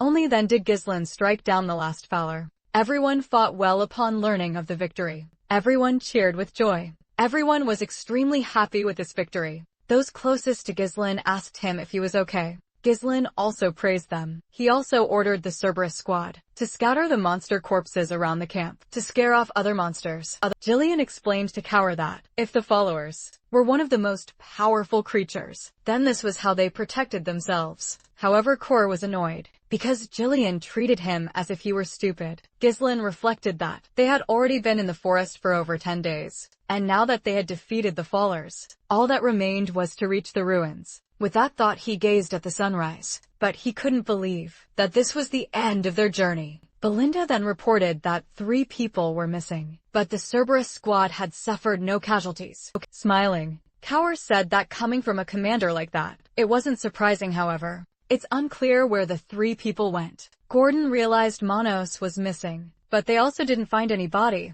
Another mercenary said that escaping a fight was totally in Manos' spirit. In fact, it didn't even surprise him. The mercenaries told Manos that if they hadn't fled, they surely would have died in that battle. And when the others wanted to slow down, Manos said they needed to run faster, while the others distracted the monsters. But at that instant, everyone stopped. They ignored Manos' words, and that annoyed the mercenary. But finally, one of them managed to raise a hand and point into the distance. When Manos turned, he saw a massive monster staring at them. Manos was utterly horrified to see it. After all, it was the biggest monster he had ever seen. Without averting its gaze, meanwhile Ghislain's team kept advancing. Cor was suddenly surprised to see everyone working without asking questions after all. Jillian pestered Cor again. Cor said it would be a shame if the mercenaries were dismissed at the end of the mission, but Ghislain stated that he would hire them as his personal guard. It was believed that mercenaries couldn't defeat a regular army, however,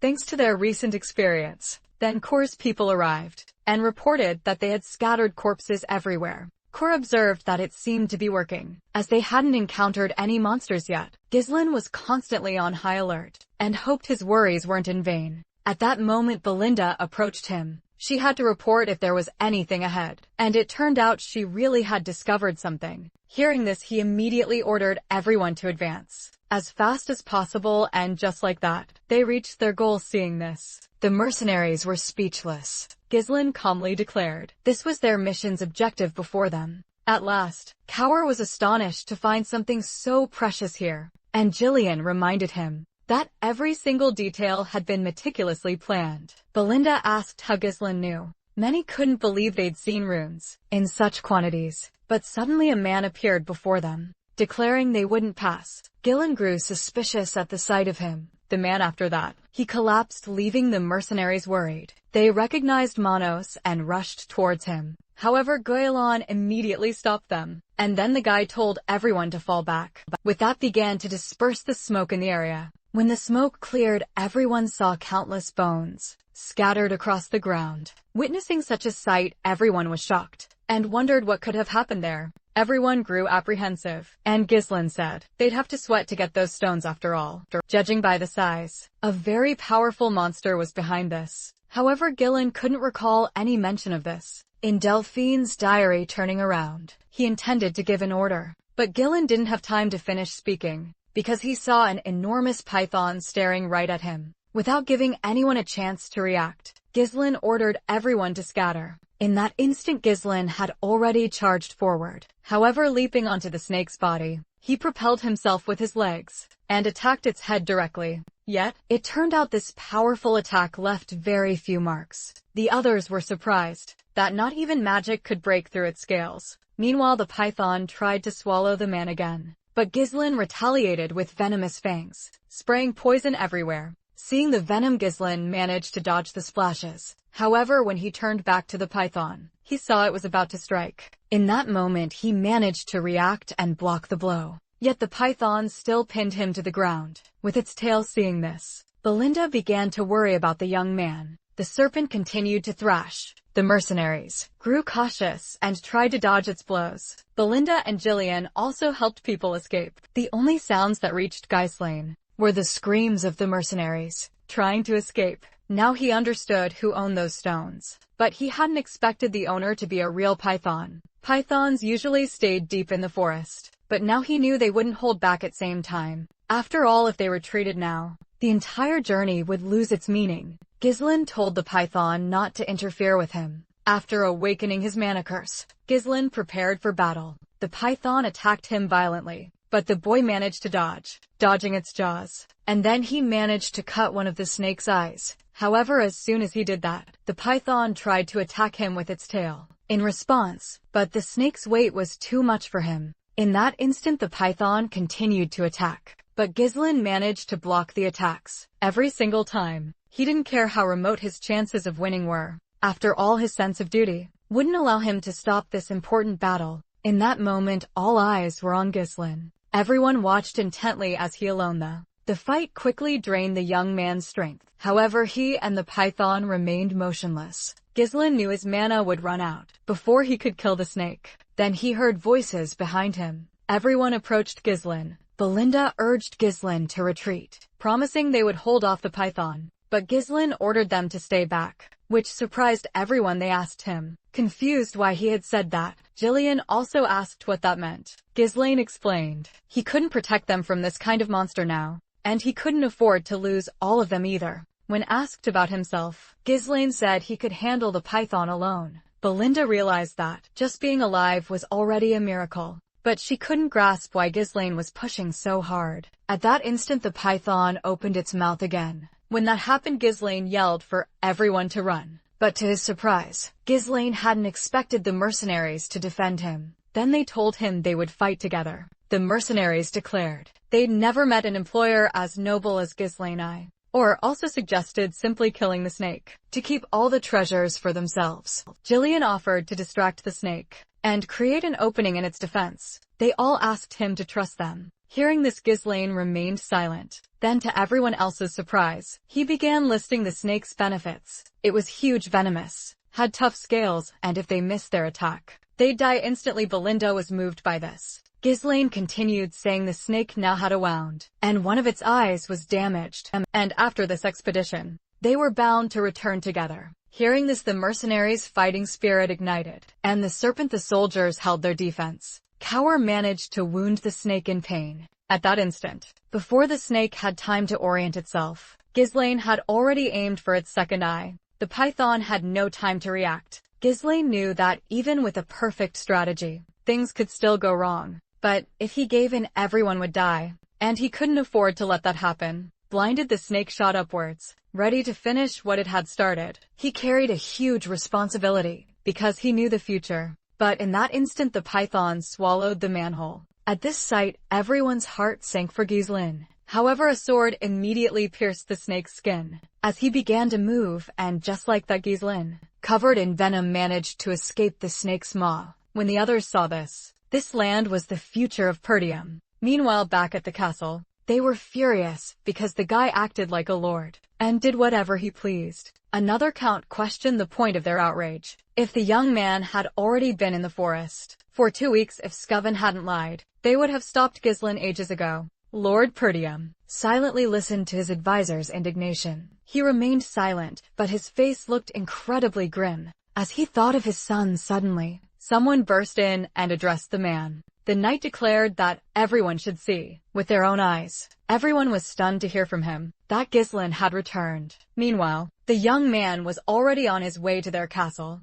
Before long, he found himself in the same room as the other counts. Everyone, including Ghislaine's father. First, Ghislaine greeted his father. In response, Ghislaine apologized, but said he had to do it, but others were outraged, not considering that a valid reason to disobey the order. The knight was incensed, arguing it wasn't just about Ghislaine's life, but also the fact that monsters could emerge from the forest and start attacking people. But Ghislaine retorted that he was alive, and the monsters hadn't invaded. Hearing this, suddenly, one of them asked if Ghislaine found this amusing, and then he added that since everything turned out fine, still he believed there was no excuse for it. Grabbing the paper, turns out the count got worried after Ghislaine's visit to Amelia, so he found out what had happened there. And so which is why he broke off the engagement and stopped helping them. Ghislain thought to himself that the letter didn't seem fake. He figured Amelia was willing to ally, even with the enemy, just to destroy Ghislain. But now this meant he couldn't pressure Amelia anymore.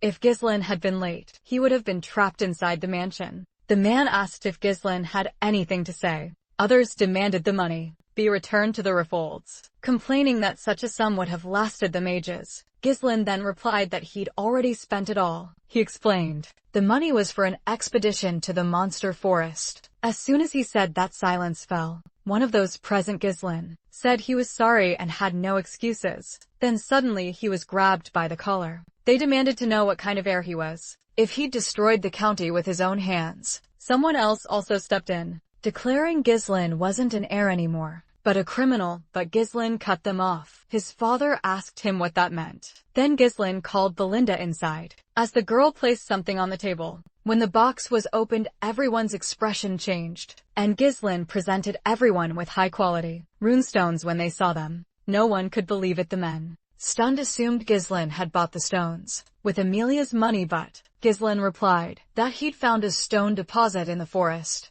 One man retorted that the money spent on that stone wouldn't be enough to maintain the mansion anyway. Ghislain chuckled and agreed it was true. However, that was far from the only ace up his sleeve. Outside, with mercenaries hauling stones, everyone was stunned by how much stone the young man had extracted in just 2 weeks. Melinda confirmed it all came from the expedition. But besides the stones, Ghislain declared that all actions were for the good of the county. They told Ghislain's father this would be enough to sustain them. Everyone was shocked at the idea of no longer needing to fight for survival. Just then, someone placed their hands on Ghislain's shoulders, and then they started praising him, asking if he'd gotten tired during all this. Suddenly he told them he had several conditions. He demanded the release of Scoven and Ricardo, as they were simply following orders, and access to the monster forest should be free for everyone. Any unnecessary rumors would harm the county. And finally the guy said he'd lead the service himself and recruit mercenaries, but they found it unacceptable that Ghislain wanted to form his own army. They tried to explain that Ghislain should be begging for forgiveness right now, but instead he was demanding total freedom. Ghislain shot back that he was creating conditions where they wouldn't need to depend on Rayford anymore, and if these minor issues they were raising delayed the work, it would negatively impact the county's finances. Next they turned to Ghislain's father. Just then the mercenaries approached and greeted Ghislain. Jillian asked for more instructions, as the loading was almost complete, and Cower asked what they should do with the python's remains. Ghislain told them to separate the venom, blood, meat and skin from each other to prevent decomposition. Randolph stated that Ghislain's number of mercenaries was impressive, but they couldn't understand how young Ghislain was able to unite such strong people. Looking at his son, the Lord remained silent. Just then he told his son it must have been tough to subdue the mercenaries. Then he heard Ghislain's reply. Without mercenaries nothing would have worked. So he turned around and told everyone to go back. He told Ghislain that this time he'd turn a blind eye, but he warned Ghislain about the consequences if he disobeyed orders again. Ghislain thanked his father for that. Finally the mansion would belong to Ghislain, and that it truly held the spirit of the North Wolf. The North Wolf was a title given to those who defended the northern border of the Kingdom of Lithuania. Ghislain's father had no one by his side. His military might was insignificant, but he kept fighting, staying far from his wife and son. And as a reward for his efforts, the work was done. Ghislain told everyone to get ready, as they could leave at any moment. But they asked Ghislain not to rush, because he needed to rest. Belinda said they worked hard to remove the poison from his body. But then the guy turned to her, and he said he was counting on her. Then he walked away from them and headed forward. The news that they extracted the stones would spread quickly. That's why Ghislain wanted to strengthen their power, to become so strong that no one would even think of attacking them. However, with that thought, he collapsed out of strength. Soon the news spread throughout the entire region. The partial development of the monster forest was confirmed.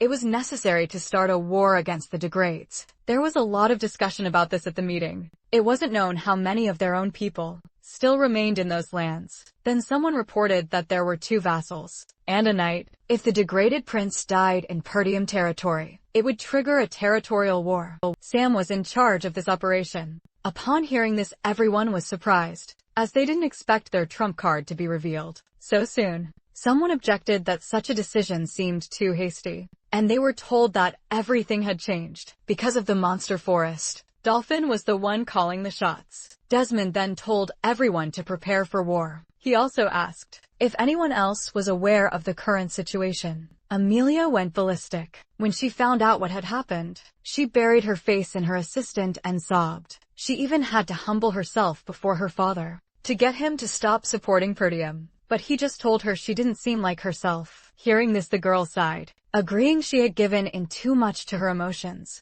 But she accepted that what was done couldn't be undone. The knight then asked Amelia to give the order. She stated that with the extracted stones, Peridium would soon be out of its financial crisis. But the main issue was, they still hadn't managed to sell the stones. They had only recently discovered them. Amelia said there was only one place in the north where they could sell the stones, and it was a massive crimson tower. The stones were crucial for research, and magic towers took their supplies seriously. Now the target wasn't Ghislaine anymore, but the workers transporting the stones. The man replied that there were 2 towers in the north, so it made no sense to focus energy on just one. Amelia countered that Ghislaine wouldn't get involved with that tower, as they had already lost their splendor. Now she was going to take absolutely everything from Ghislaine. Meanwhile, the man remained unconscious. In his sleep, he remembered what had happened. He recalled the moment he found himself inside the python before swallowing its prey. Mana dissipated the venom on contact, but the toxic smoke didn't disappear. As a result, Ghislaine fought to stay conscious. What was dear to him depended on this expedition. If he couldn't avoid the poisoning, the venom that had entered his body was concentrated in his mana, and he aimed to neutralize it. By rotating the mana in his core, Ghislaine managed to convert the poison into an alternative fuel, capable of withstanding a mana explosion. At that instant, the guy woke up, immediately realizing he was alive. As he got up, he wondered what had happened, his consciousness still blurry. Then his gaze fell upon his sister. The moment Helena saw him awake, she explained that Ghislaine had gone out, and when he returned he'd lost consciousness. But now Helena was just thrilled he was okay. For a moment Ghislaine remained silent, utterly surprised the moment he tried to speak. The girl abruptly pushed him, then bolted out of the room, screaming that Ghislaine was awake. Ghislaine frowned, realizing he'd been lying there like that for 2 whole days. He tried to resist as much as possible, but his young body just couldn't handle the strain. But even so, his body was in surprisingly good shape, and such regeneration should have been impossible. In just 2 days his regeneration had improved, and his mana volume had skyrocketed. Ghislaine, it felt like the very nature of mana itself had fundamentally changed. He immediately figured the mana had merged with the python's energy. He'd never known anyone could get stronger this way. And it turned out, the life-threatening risk was totally justified. If Ghislaine played his cards right, he could become dozens of times stronger. But first he decided to get back to business. In 2 days, everyone should already know about the stones. So Ghislaine decided he needed to urgently gather some mercenaries. Just then, and Ghislaine told Belinda to come in. But it wasn't just Belinda who walked in. His father was right behind her. His dad was clearly overjoyed that Ghislaine had finally woken up. Ghislaine, however, was completely taken aback to see him. The man went on explaining that Belinda had told him all about his battle with the python, and he was relieved Ghislaine was safe. Belinda still concerned, given how suddenly he'd lost consciousness. Lord Perdium cut them off, telling Ghislaine, "We need to talk." Turns out he had some kind of request for Ghislaine. Ghislaine was more than a little surprised to hear it. Soon enough, Ghislaine was in this situation for the very first time. He used to actively avoid his father to escape his lectures. His father apologized for calling him earlier, but Ghislaine just brushed it off, saying it was fine. So he asked what his father wanted from him. His father just stared at him in silence. Then, just as silently, he looked away, remembering his mother's words. Ghislaine wondered if this was what she meant. She told him ages ago that his father wasn't exactly the most open person. Ghislaine had been surprised she'd spoken about his father like that. His mother continued, constantly burying his true feelings. The only exception was the moment he declared his love for her. That's why she'd asked Ghislaine to understand his father.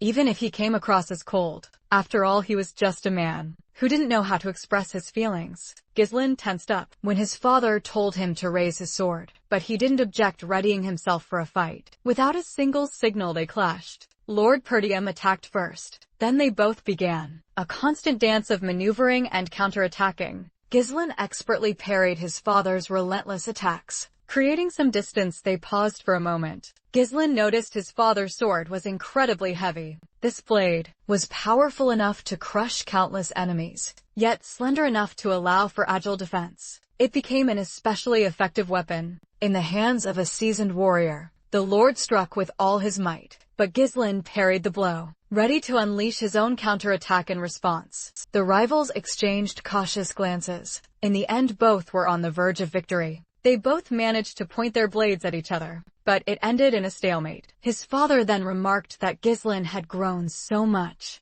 Ghislaine thanked him, but tensed up, bracing himself for whatever his father was about to say. My father told Ghislaine to ease up on the pressure when crossing swords with someone otherwise. Ghislaine pondered this, but then it suddenly hit him. This was the first time anyone had officially given him a lesson. His swordsmanship was forged in battle. It was instinctive. He'd never had proper training, so he might have missed a few things. Gislin had always relied solely on himself, but it felt good when someone taught him. Reflecting on this, the man looked sternly at his son, saying it was a reprimand. Regardless of Gislin's achievements, he wanted his son to follow the rules. Ghislaine understood that, otherwise everything would descend into chaos. In the end, my father said Gislin had changed a lot. Gislin's eyes widened. Gislin couldn't stop thinking about the duty that fell upon him. It was obvious he had to take care of the people on his lands, but then he remembered his father had a request. There was silence, because his father didn't dare tell him. But in the end, he still awkwardly asked if Gislin had any extra cash. The mercenary camp was near the forest of monsters. When Gislin returned, he asked how everyone was doing. Everyone replied in unison that everything was going wonderfully well. Everyone asked about his health, but he was already feeling better. Suddenly, he asked Jillian about Rachel's health. The man didn't answer immediately. He hadn't expected his daughter to recover. Gislin was genuinely happy for him. And then he decided to tell them something. He said their estate was in grave danger. When everyone heard this, ultimately, how they wanted to spark a war that way, and how he found the Prince of Gradia on the brink of death. As for the forces targeting Perdium, he suspected they'd been tailed for ages. Now Belinda finally understood the rush, and Kia remarked that Gislin was anything but boring. Jillian said the estate was a perfect target now. It was vulnerable, yet it held a lot of valuable resources. Gislin agreed with that. Belinda urged them to tell everyone ASAP. Gislin refused. Then a spy had likely been among the vassals for ages, and now that they discovered the stone, an attack was surely imminent. He stated that a tough battle awaited them. A heavy silence fell over them all. Kaur told Gislin to just give the order. He added with a grin that Gislin wouldn't be bored with them. Jillian declared they had already entrusted their lives to him. They were ready to follow him to the very end. Belinda agreed, wanting to protect Gislin too. He chuckled at their enthusiasm. His greatest enemy was Duke Dolphin, Desmond and Amelia. Gislin told everyone they were going to the Scarlet Flame Tower. Belinda questioned why not the Crimson Tower, which offered better rates. Gislin replied they'd face fewer issues with the Scarlet Flame Tower. Jillian agreed, reasoning they'd likely be attacked. Gislin knew the Scarlet Flame Tower was currently trying to restore its former glory, but there was another crucial reason he'd chosen that particular tower. There was a wizard in the Scarlet Flame Tower. The girl waited for the light her teacher said would shine upon them before long. The mercenaries were taken aback by the towering structure. The city itself was a shock on a completely different level. Compared to Perdium, mages were a common sight on the streets. The mercenaries stared. The mages' expressions darkened the moment they spotted the mercenaries, and then in unison, they unleashed their magic. Everyone watched as the mages simply vanished. Mercenaries gasped in shock. Gislin quickly realized they were far from welcome. Despite the ominous atmosphere, Belinda noted the tower itself looked perfectly fine. Gislin agreed. Everything appeared normal. But soon everyone commented on the tower's sheer size. But they finally reached its base. Suddenly Belinda noticed a glaring absence. No gatekeepers. Instead, armor lay haphazardly strewn across the ground. Suddenly a voice boomed from above. In that instant the mages flat out forbade the travelers from entering the tower. Next, the armor was clearly controlled. Ghislain declared to the mages that the heir of Perdium stood before them. He then requested to speak with the person in charge of trade, but the mages retorted that they weren't buying a single thing. Belinda was outraged. They hadn't even bothered to glance at their wares. The mage scoffed, and with that, they decided to expel the travelers. The girl, now furious, snapped at the mages, demanding they come down immediately. They asked Ghislain what to do. He then asked the mage if they were absolutely sure they wouldn't buy it. After revealing the stone, the mage was stunned by the stone. Seeing its light, he was instantly convinced it was a runic stone. He then correctly guessed exactly what they had brought to sell Ghislain. With a smirk, they immediately apologized for their behavior. Sales manager introduced himself to Ghislain. Ghislain stated they had a massive shipment, so he needed someone to take charge of the deal. The manager was shocked to hear he was asking for someone of equal or higher standing than the Tower Lord. He agreed to relay this to the bishop and had the guests escorted to another room. Belinda, with an ironic smile, questioned if it was truly worth it for them to insult other people's lands. But suddenly, a loud noise erupted when Ghislain questioned it. He was told such sounds were normal during magical research. When the man opened the door, the room was filled with thick smoke. He immediately grew furious. He scoffed, saying she didn't even know how to do magic, yet still demanded a researcher position. The mages couldn't fathom how they could accept a girl like her. Breathing heavily, she declared that she too had the right to visit the laboratory, but he merely smirked upon hearing she was also a mage. Suddenly, but then she should be able to use protection spells, and now he wanted her to block the attack. Seeing this, the girl was instantly terrified. At that very moment, the girl reached out, desperate to cast a protection spell, but she couldn't. Fear consumed her just then. With a flick of his sword, Ghislain managed to repel the attack. The mages were stunned when they saw him. Ghislain, clearly annoyed by the tower's methods, asked if this was how they conducted research. The Lord was shocked to hear they were running low on runes. He fumed that this would only widen the chasm between them and the Crimson Tower, reminding them he'd already ordered reserve stones. Mages muttered to themselves that every time they wanted to spend money, but somehow the cash always ended up on entertainment and luxury. Another mage pointed out that the ruler of that tower was in the 7th circle, while theirs was only in the 6th, but the bishop had forbidden him from bringing it up. The ruler was furious because his rival seemed to have bought up all the stones in the region. Just then the manager burst in. The bishop was outraged by the abrupt interruption, but the manager informed them that a massive shipment of stones had just been delivered. Everyone was utterly stunned by the news. Meanwhile, the mage was battling Ghislain, but Ghislain couldn't care less. He effortlessly parried all the mage's attacks. Then a huge jet of flames was aimed at him, but Ghislain easily swatted that away too. The onlookers were mesmerized by his skills. Suddenly something began to wrap around him unnoticed. Linda had snuck up behind him and demanded how he dared attack their master. Just then the bishop arrived, demanding to know what kind of mess they'd made. He saw his student being tied up by a guest, and another drawing a sword. The girl looked a bit alarmed at seeing him, and Ghislain told Belinda to let the man go. That mage was overjoyed to see the Lord. He scurried towards the man, claiming he'd been attacked. Trembling, he whined that the fragile Vanessa shouldn't go to the lab as she might get hurt there. Belinda scoffed, calling him a little girl. Vanessa stated she needed a lab. Ghislain watched silently for now. Turns out Vanessa was a real nightmare. Ghislain was surprised that a monster like her had gone through such tough times. The Lord was enraged. Not only had they trespassed into his tower, Belinda asked what they were supposed to do, seeing as they'd been threatened. Ghislain apologized to the Lord for the late greeting,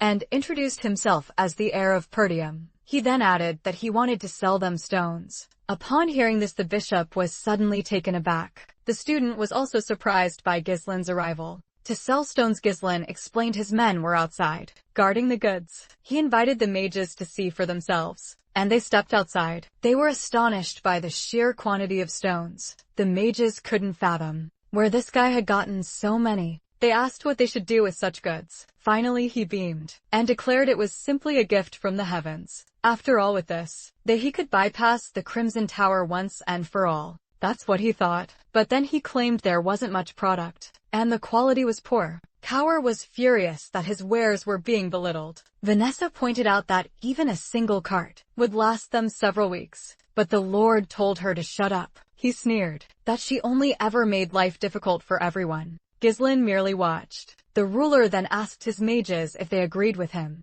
The mages concurred that upon closer inspection, the stones didn't look very good. Belinda was outraged by this, stating they'd gone through hell and back to get those stones. But the mages retorted, what difference did it make to them? If the stones were hard to get, Ghislain assumed they wouldn't buy. Then the Lord exchanged glances with his mages, and they quickly said they were still willing to buy such a batch. The Lord declared he was feeling generous today, and thus would buy all their goods. But Ghislain cut him off. He ordered Coward to unload one cart for them, adding that they only wanted to sell a single cart. Anyway, the mages were left in an awkward situation. Because of this, Coward chuckled, saying he'd completely forgotten about that, and ordered his people to move out. When the Lord got indignant, Ghislain replied that they'd had a misunderstanding due to his subordinate's mistake. He explained they'd stopped there to earn some travel money. Hearing this, Ghislain then let out a little chuckle, and just like that, they found themselves at the negotiation table.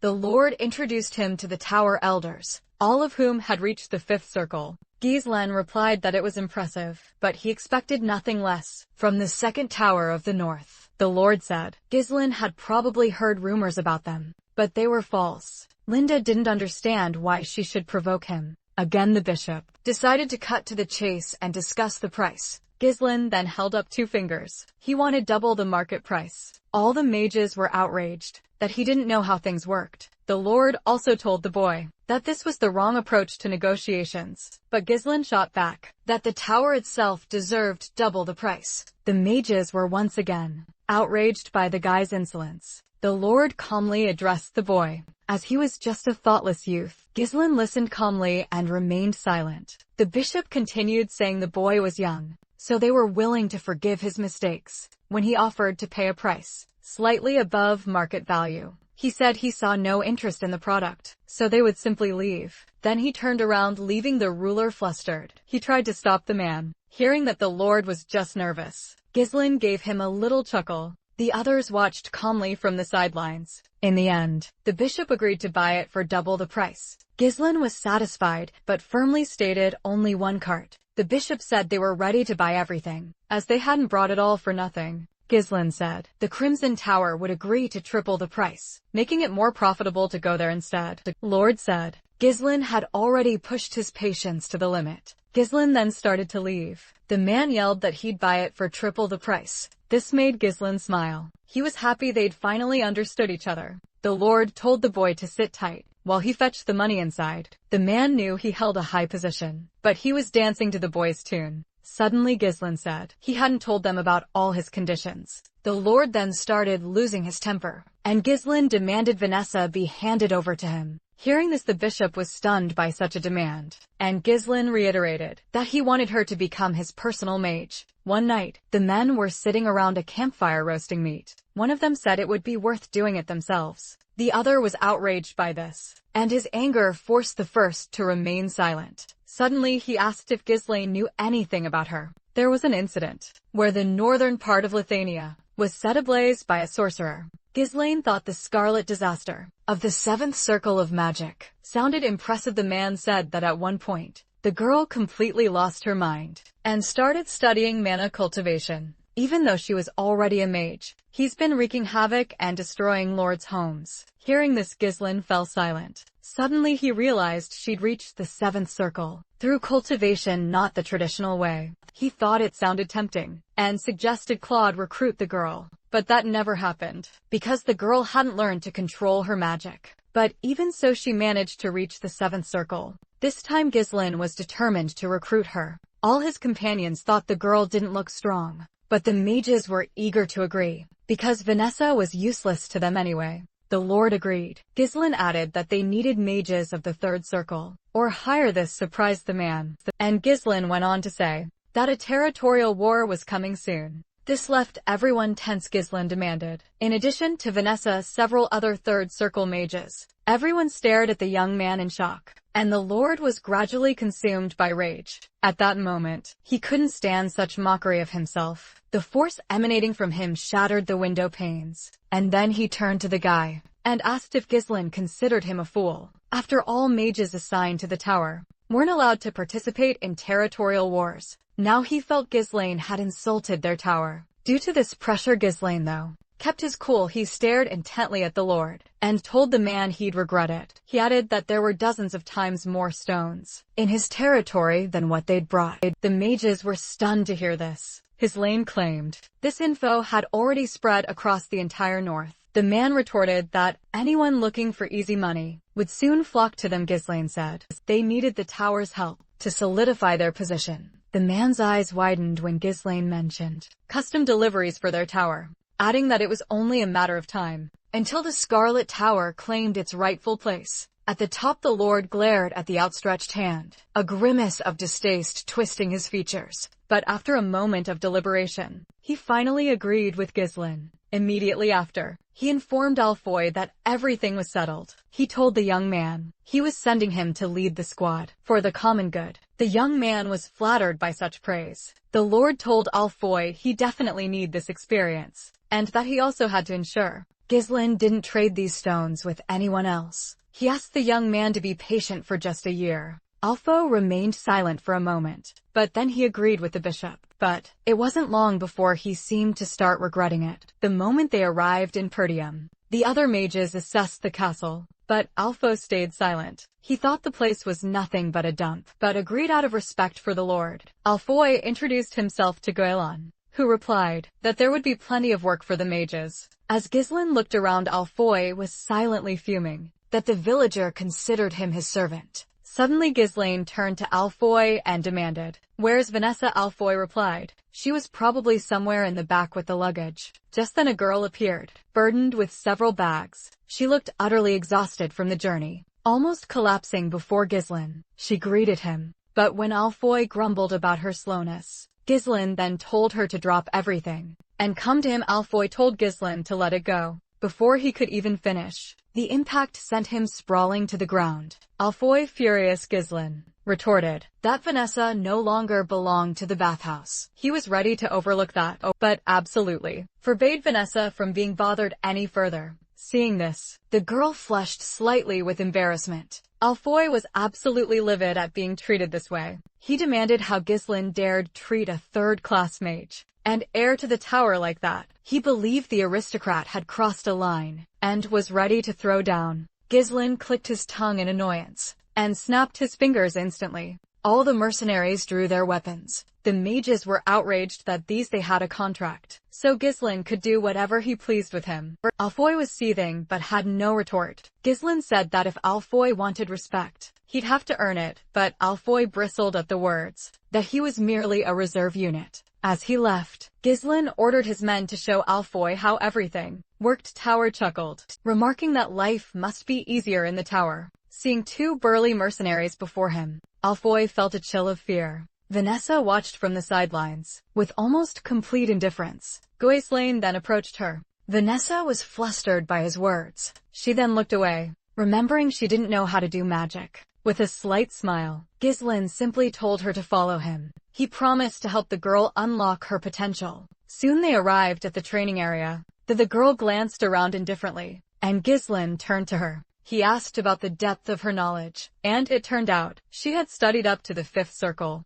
Ghislain was genuinely impressed. Vanessa looked at him silently for a moment, then admitted she couldn't use spells anyway. Ghislain asked if there was a reason for this. Eventually her teacher passed away. She believed that was the reason for her expulsion. Ghislain remained silent. The 5th circle was comparable in power to the Tower Elder's abilities in magic. Vanessa understood this, but her body couldn't keep up with her mind. But Vanessa's efforts weren't all for nothing. She just had to follow a different path. He remembered Claude's words about Vanessa. The man thought she was simply crazy. But now, Ghislain wanted to teach the girl mana cultivation. She was surprised to hear this, not understanding why she needed to cultivate. But Ghislain said everything was interconnected, and she hadn't even tried this approach. Suddenly she got scared, saying that doing magic like that was pure madness. But Ghislain asked her to at least try. At that instant their gazes met. Vanessa then pondered his proposal, wondering if she could actually do magic. Then she clenched her fist tightly. Up until now she'd failed at everything, Gislin thought. He'd seen those same eyes in his past life. Filled with regret, she yearned for magic, but only sank deeper into the abyss. But now Gislin knew how to help her, and he wouldn't let her fall into that abyss again. He wanted to reach out to her. Gislin managed to transfer his mana into Vanessa's body. The girl, however, felt a warmth spread through her body. Gislin told her not to open her mouth, or she'd interrupt the mana flow. He said his mana was inside her. Then, capturing every corner and returning mana to her core, the entire room was bathed in a powerful light. Suddenly Vanessa remembered something. She remembered how her teacher had defended her, but the Lord replied that she lacked something, asking what kind of mage she was, if she couldn't even cast a spell. The bishop believed that, no matter how much they spent on Vanessa, it would be useless. Vanessa recognized her younger self, and suddenly another memory with her teacher flashed through her mind. She said if she'd been more talented, her teacher wouldn't have had to leave the tower. But her teacher said she was just going on a trip, asking her not to be upset. He said no darkness in the world lasts forever, promising that one day the truth would come to light. And that light turned out to be Gislin. And she realized that the teacher was right. Finally someone reached out to her, and she could finally bask in some sunlight. Some noise could be heard from one of the houses. A brawl had broken out between several travelers inside. One of them provoked his opponents, and they fell for the taunts, attacking him. But that warrior easily dodged the sword blows. Just then, but he quickly noticed that too. Holding the first by the hand, he flung him aside and took down the second warrior. They were thrown back with such force, they ripped a hole in the building. He chuckled, as he said he hadn't even had time to warm up yet. Others laughed, saying some worms were getting in the way of their feast. And everyone agreed, so no one could stop them. Now another friend of theirs was fishing outside. They asked if his training had gone well, but he just asked for what was needed. Then the man said there was an order from Desmond.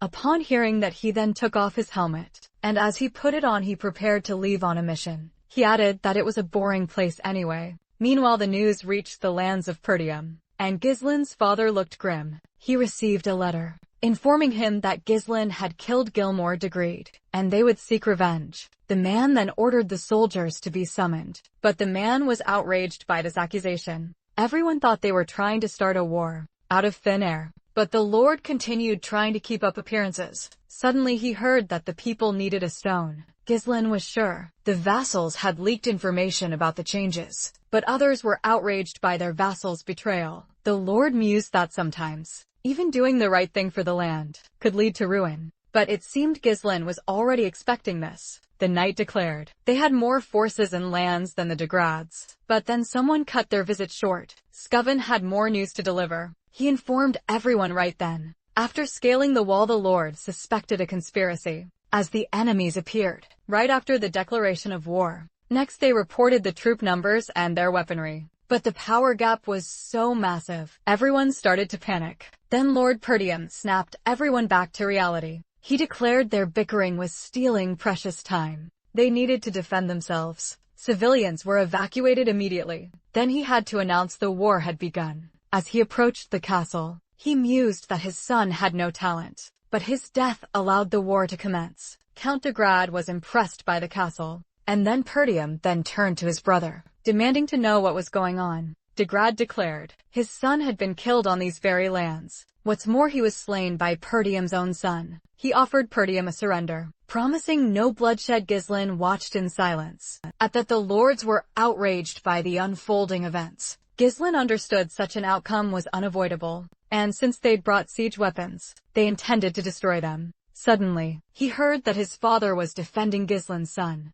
and that was Pertium's final answer. That tone alarmed de Grad for an instant. Sam was impressed by the Grand General's imposing presence. The Grad, too, expected no less from the Wolf of the North. Then he turned and told Pertium not to regret it. Standing by the wall, everyone heard de Grad's distant laughter. Then the knight asked for orders, but others dissuaded them from fighting. The lords protested vehemently, but Pertium remained silent. Chaos muddled his thoughts. Suddenly the war began and the enemy proved ready. He didn't know what to do in that moment. Then Gislain told them to prepare for a siege. His father looked at him surprised. Gislain asserted the power difference was more than double. and once the siege weapon was ready, the enemy would attack with full force. Ghislain stated their best option was to call for aid and resist. His father replied that even if that were the case, what to do next wasn't clear. This made Ghislain let out a discreet chuckle, and he whispered something to his father. He didn't reply, only staring at his son surprised. His lane was betting everything on a radical shift in the situation. He decided to discuss what to do with his people. However, Jillian was out of ideas. Power too was deep in thought. Belinda couldn't believe the war had actually begun. Then Ghislain decided to lay out their course of action. Ghislain decided to strike at the enemy's supplies before it was too late. But Belinda questioned how they could do that, with so many eyes fixed on the castle. Ghislain then turned to Kyre and Jillian. Kyre reported that as Ghislain requested, they had positioned troops in the forest in advance, and the anti-dirus bark cloaks they'd requested were already prepared. Ghislain asserted that small, camouflaged units could easily carry out sabotage, but he told Belinda they didn't know where the supplies were stored, and he needed her to scout out their situation. The girl was surprised by the task. Infiltrating enemy ranks was dangerous, but Ghislain trusted Belinda to handle it. Now only one small thing remained: play a trump card that would end the war. A few days later, the supply camp was located in the rear,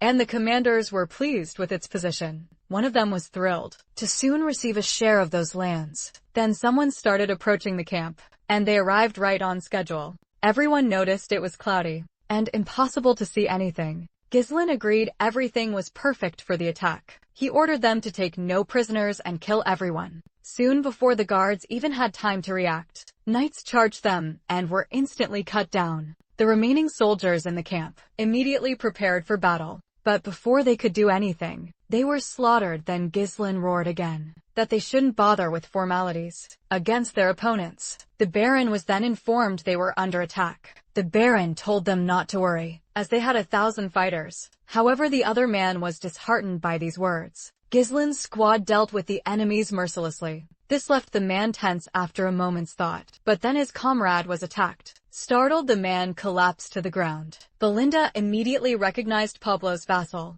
The vassal was terrified to see the girl. Soon everything was ablaze. Belinda reported that Pablo not only leaked the information, but also led the group. The man then began to beg for mercy. Ghislain demanded to know who bribed him. The man immediately said it was Desmond, but also threatened him. Ghislain was then convinced that Desmond had handed the army over to the Degrads. Meanwhile, the man kept trying to curry favor with Ghislain. Dismounting his horse, the man then became overjoyed and thanked him for the opportunity. But without a word, Ghislain lopped off his head. The man didn't even have time to understand what had happened, and Ghislain refused to make a deal with him. After all, he believed traitors deserve nothing but death. After setting the enemy camp ablaze, they prepared to return. Linda looked at Ghislain. Ghislain had received orders to return to the castle. After all, it was highly probable they had already begun their attack. Attacking from the rear would destabilize their formation. He assigned the left flank to Kyre and Belinda,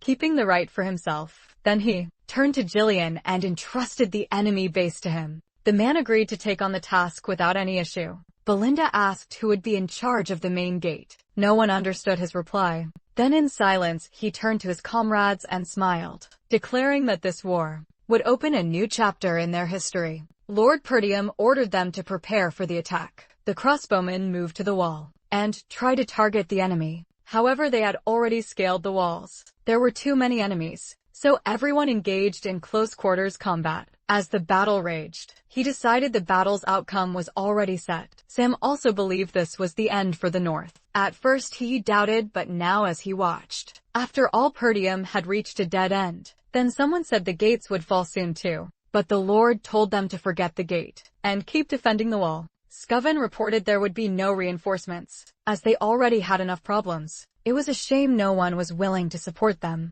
Suddenly they were about to report something to Degrad. The soldiers said their supplies had run out. The supply detachment hadn't returned yet, so they presumed something had happened. Degrad was surprised that Perdium had managed to locate the supply camp. Moreover, smoke was rising from the camp, and that even piqued his interest. Degrad demanded what they should do, seeing as they were out of supplies, but Sam just slapped his face, declaring supplies were no longer necessary. Degrad was stunned by his words. By day's end the castle would be theirs. Sam silently turned towards the castle. He was a seasoned veteran. The flank attack had already begun, but the walls still held strong. But the central gates, no one was guarding them. Suddenly it all clicked. He sent every last soldier to charge. He commanded them breach the central gate. He stayed put for a moment and called one of his fighters. When Aiden stepped forward, but they should have stayed, held their ground still. They kept scaling the wall. Perdium, meanwhile, kept slaughtering soldiers.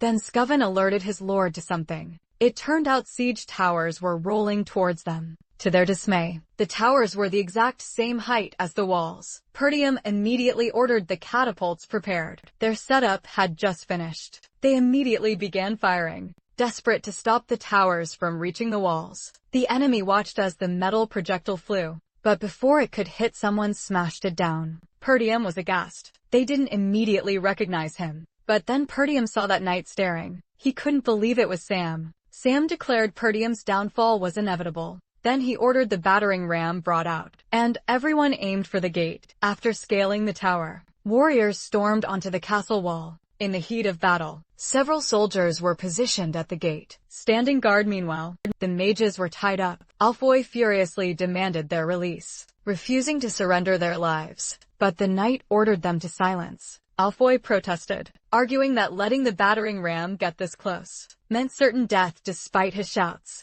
Vanessa stayed calm. She told him not to worry, promising Ghislaine would handle everything. But Alfoy didn't believe her. The more she tried to soothe him, the more enraged Alfoy became. Vanessa calmly stated Ghislaine was trustworthy. Just days ago he taught her magic, however. Very little of it had been revealed. Vanessa was embarrassed and apologized, but Ghislaine encouraged her. Then he called her outside and showed her something. It turned out some construction was underway there. Nessa didn't understand why they buried the runic stone. Just then Alfoy suddenly approached, demanding to know why Ghislaine was making them dig, and Gordon intervened. Vanessa was taken aback by all of it, but Ghislaine explained this was preparation. He understood that in this battle, the gates would still fall, yet he still believed they could win. Vanessa listened, and then it clicked. She guessed what Ghislaine was planning. Truth be told, she wasn't sure she could handle it. Nevertheless, Ghislaine had immense expectations for her. Vanessa focused her power into the center of that magic circle, making Alfoy wonder if it was a mana transfer circle. Completely focused, the mage recalled Ghislaine's words. She could do this, would. Meanwhile, the sound of battle echoed against the gate, until Randolph spotted something. In the distance, a unit was approaching. Oswald immediately recognized his son, leading the elite troop at that very moment. A messenger rushed to Victor with an urgent report. There was a surprise attack from an unknown unit, coming from two different directions. It was Cor and Belinda attacking from one flank, and Ghislaine from the other. The enemy soldiers, caught completely off guard, tried to react, but their efforts against Ghislaine were futile. Alone, while many called him a monster, Ghislaine ordered Perdium soldiers to rise. The time for a counterattack had come, and the plan was working perfectly. They had surrounded the invaders in their own territory. Simultaneously at the Degrad base, he declared he would hold the front line, and ordered Gordon and Thorin to attack from the flanks, destroying the enemy camp structure. The mercenaries' loyalty to Ghislaine proved unwavering. Count Degrade utterly stunned, questioning how they'd managed to organize such an attack, while his knights desperately tried to escort him to safety. But Jillian advanced relentlessly. Axe in hand, he declared that this was the enemy leader, and he would be taken prisoner. However, one of the elite knights blocked his strike. Jillian immediately realized this opponent was no ordinary soldier. The Lancer praised their courage for launching an attack with such reduced numbers, demanding to know Jillian's name before the duel. The mercenary coldly replied there was no need for introductions. Meanwhile, on the west wall, she trapped them with her mana threads, while Cower finished them off. Belinda, annoyed, asked if there was really a need to get her so dirty, to which he replied she just needed to dodge, because they couldn't stop now. On the east wall, Ghislaine decimated the enemy ranks. They would exploit the invaders' panic to ensure everyone fell that day. One of the Count's commanders yelled outraged, asking how his soldiers dared turn their backs on the battle. Lancers turned to block Ghislaine's path, who whispered to his horse that it would be best to dodge, and the animal obeyed, dodging all the spears with supernatural agility. The soldiers were so shocked They didn't even see Gislin's attack coming. He applied a leg lock to the first soldier's neck and used him as a base for a devastating circular strike, knocking everyone around him down, decapitating them or splitting them in half. However, Gislin realized the situation on the wall was worse than he'd imagined. At this rate, the defenses would fall before they could open the gate. Even with the pressure they were exerting, the enemy's numerical superiority was still dangerous. One misstep. The enemy commander roared for Gislin to be stopped now, screaming they couldn't let him advance another inch. Gislin knew his time was running out. Before the wall crumbled, he had to end this. Channeling aura into his massive blade, he decapitated the first soldier in a flash. The second dropped with a gaping wound in his chest, and the third didn't even see death coming. Ducking a hail of arrows, Gislin skewered the commander with his blade, then using the weapon as a grappling hook to launch himself to the top of the wall. The enemy army's grand captain,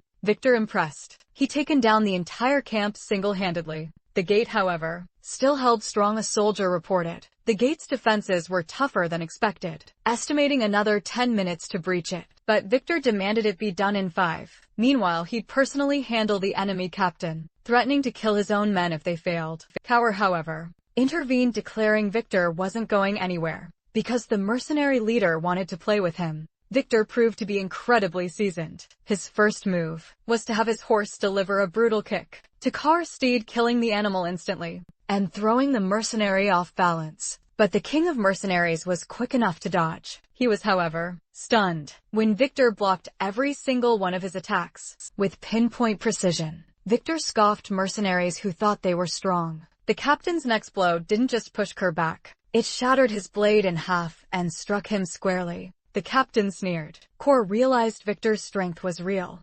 confirming Gislin's warning. Gislin had warned him his name was Victor, the Degrad family's ace in the whole warrior, more powerful than anyone Gailen had ever met. Except for Gailen himself, Victor would use his overwhelming force to smash through the wall's defenses, exactly as planned. But if he decided to abandon the gate, Perdium's plan would crumble. That's why Kaur couldn't give up. His only mission was to hold Victor back. With a defiant grin, Kaur admitted this was one hell of a cursed mission. Across the battlefield, engaged in the duel, Adam couldn't lead his soldiers effectively. Jillian was starting to get frustrated. He couldn't hesitate any longer. But Adam's heavy shield absorbed every single one of his blows. He couldn't remember the last time he'd faced such an impenetrable defense. Seizing an opening, Adam managed to land a decisive blow, pinning Jillian to the ground with his shield. At that very moment, the enemies managed to breach Perdium's gates. Vanessa had already siphoned all the mana from the exhausted mage and declared she needed just a bit more. Victor announced the gates were open and ordered all units to attack immediately. He commanded Count Degra be brought forward, taking full command of the invasion. But Kaur couldn't, not yet. He wouldn't let Victor leave. The enemy captain questioned why the mercenary leader would risk his life for no apparent reason, now that defeat was imminent. Meanwhile, Adam told Jillian the gate was open and they had lost. He conceded they were blindsided by the rear attack, but that the final outcome would be the same. Perdium's mistake was thinking they could fill the power gap with mercenaries, who would never be a match for elite knights. Both Victor and Adam severely underestimated the mercenaries. Kaur stood up, stating it mattered little whether they were mercenaries or knights. Jillian finished his thought, declaring that the only thing that mattered in battle was to win or die. Adam retorted there was no point talking to an animal. But as he lunged with his spear thrown to the ground, Adam incredulously asked how he dared call himself merely a mercenary.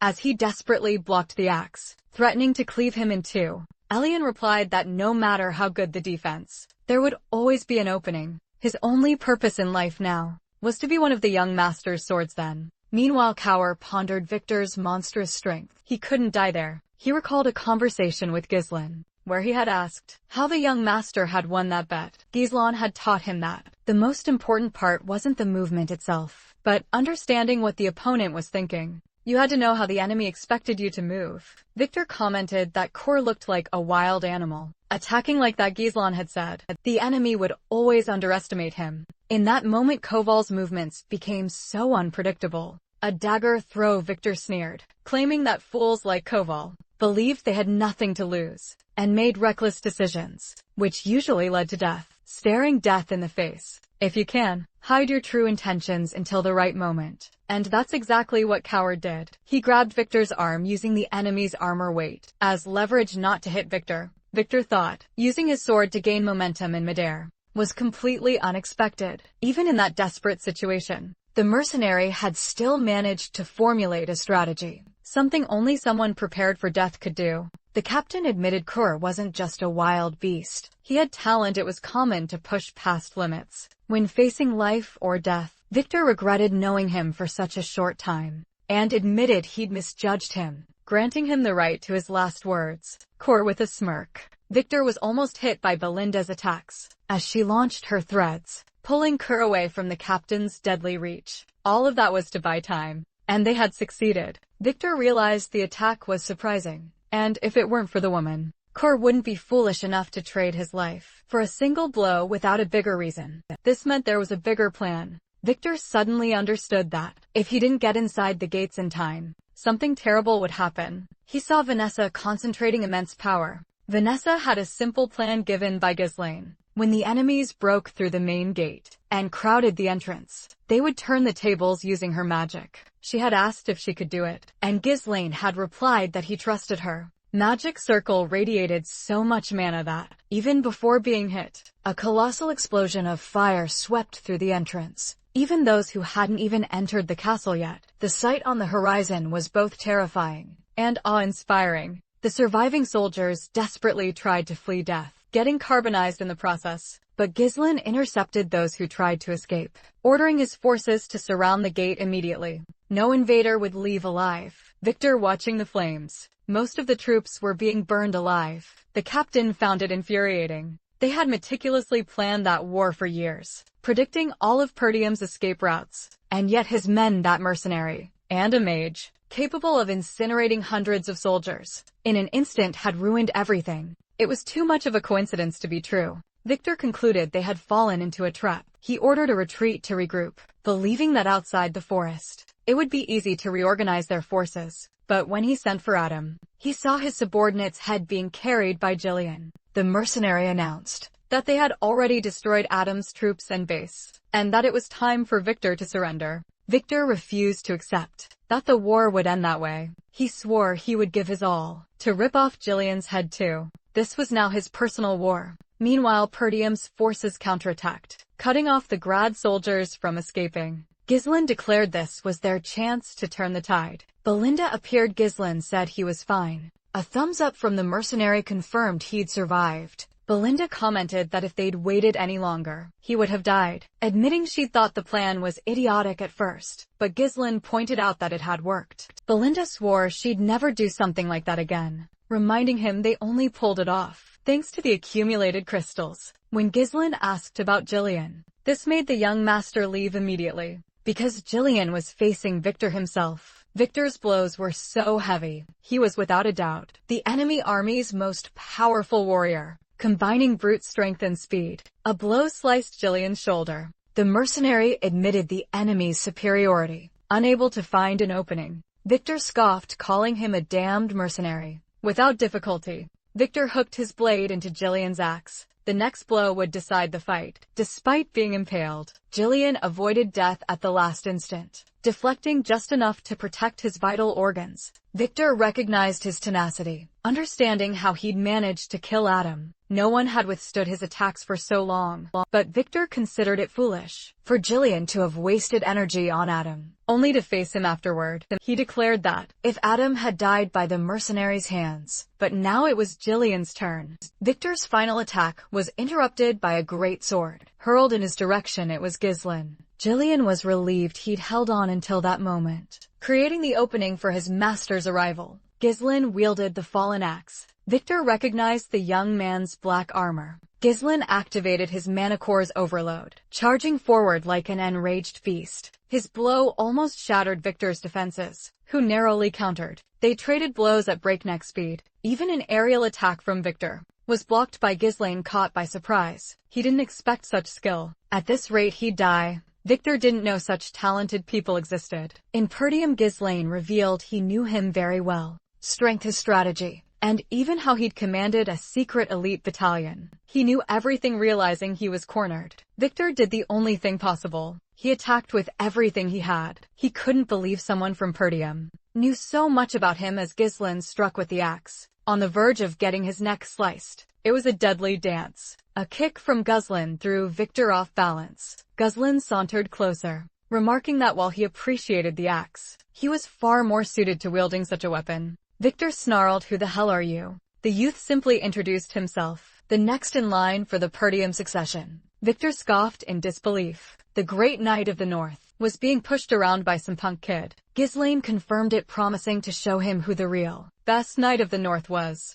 Victor took the bait, choosing not to question how the kid had orchestrated all this. In war, you use every trick to win. All that matters is being the last one standing. He channeled every last bit of aura left in his body. Ghislain nodded, then activated his next mana core and lunged for the final attack. As the Puridium family reclaimed their territory, the final showdown raged amidst the flames. Blades clashed with furious intensity. Victor's technique was precise, but Ghislain was faster, more agile, and full of dirty tricks. Scrambling onto his opponent's armor, Ghislain delivered a brutal kick to Victor's face, sending him sprawling. The captain still managed to land a minor wound on Ghislain, but the youth dodged it. It was a battle of both brawn and wits. If victory hinged solely on determination, Victor wouldn't stand a chance. Ghislain seized him by the neck and hurled him away, not giving him a moment to breathe, even resorting to dirty tricks, like throwing sand in his eyes.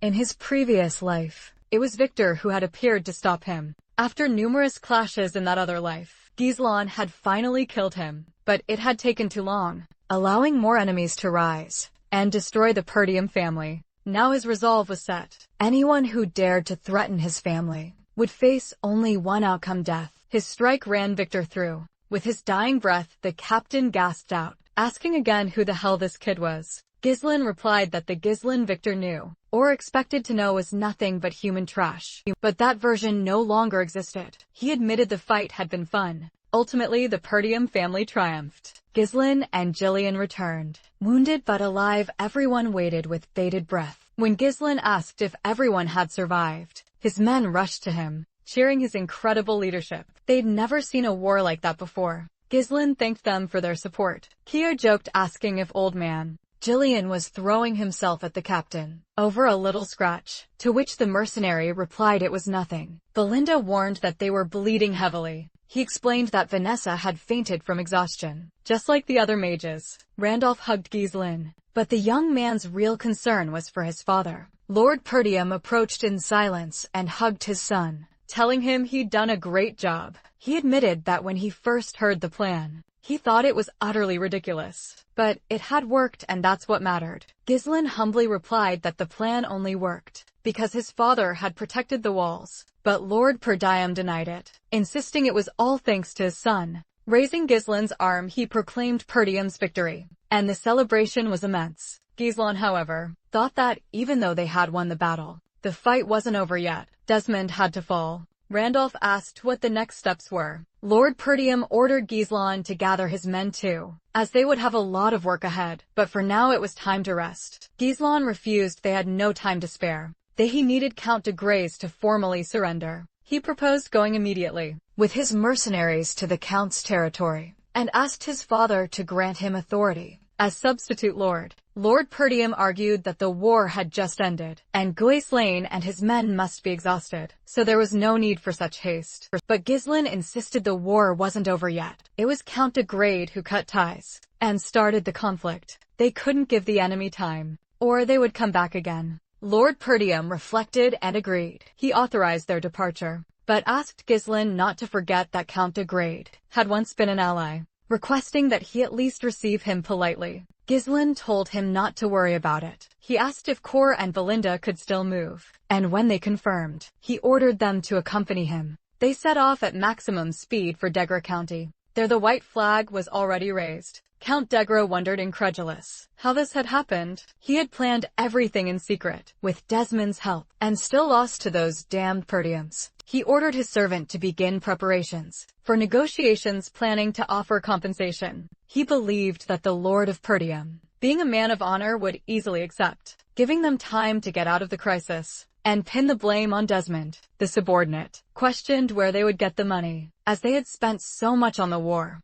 The Count grabbed him by the neck furious, reminding him that they just needed to squeeze the people for him. His own importance surpassed that of those pigs living in the mud. He slammed his subordinate to the ground, barking orders to get moving. The servant, forced to toil under such harsh conditions, feared an internal rebellion brewing. Suddenly a soldier arrived with bad news. Perdium's forces were already on their land, ready to negotiate. The Count thought they'd arrived way too fast, completely messing up his plans. Still, thinking he'd at least be dealing with Perdium's lord. But when Ghislain strode into the room, asking if they were ready to surrender, the Count demanded to know why he was here, and not his father and not. Island coldly retorted that his father was busy rebuilding everything the Count had destroyed. That's why he had come as the temporary substitute lord, to negotiate hours earlier. On their way, Kerr had scoffed that fat Degrad guy had scurried home, questioning what kind of leader abandoned his subordinates and fled like a rat. Ghislain thought about checking the details with Jillian.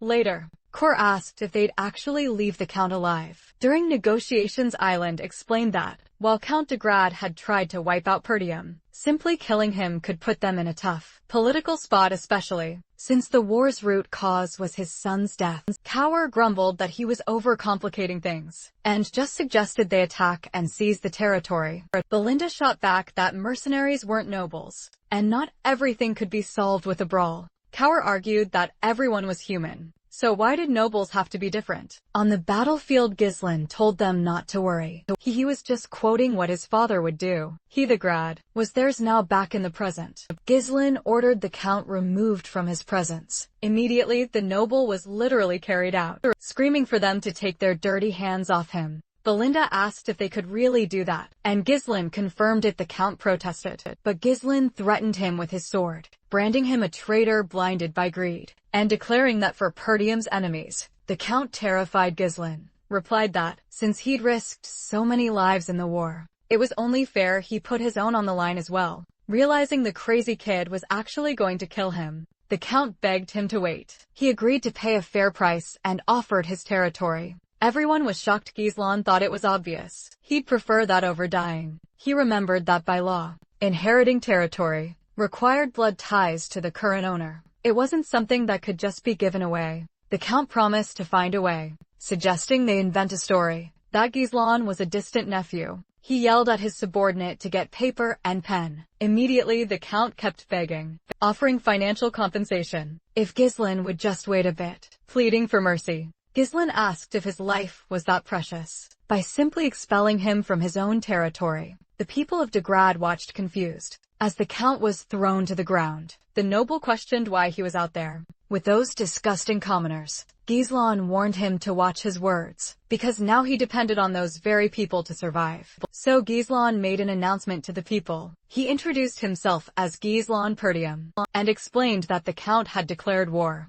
claiming his son's death, but had lost. Now the Count wanted to pay his debt with the people's hard-earned money. Ghislain asked if anyone wished to help him. The people indignantly replied no. Too much had already been taken from them. They said that as a noble, he could very well take care of himself. Ghislain, representing Perdium's leader, they could save the Count by paying his debts. The Count demanded how they dared humiliate him like this. In response, the people began pelting him with stones, shouting that he had stolen even the children's bread. Many people suffered because of him, and just like that, the Count was lynched by the people of his own former territory. Ghislain declared that the war was finally over. He mentioned his father to Belinda, who understood he had other plans. Later at Perdium Castle, Lord Perdium, shocked Ghislain, confirmed that Count Degrade was dead. His father asked if he had forgotten the order to show respect. Ghislain replied that he hadn't forgotten, but had acted according to the situation. If they gave the Count a chance, he would attack again. Grad had already attacked Perdium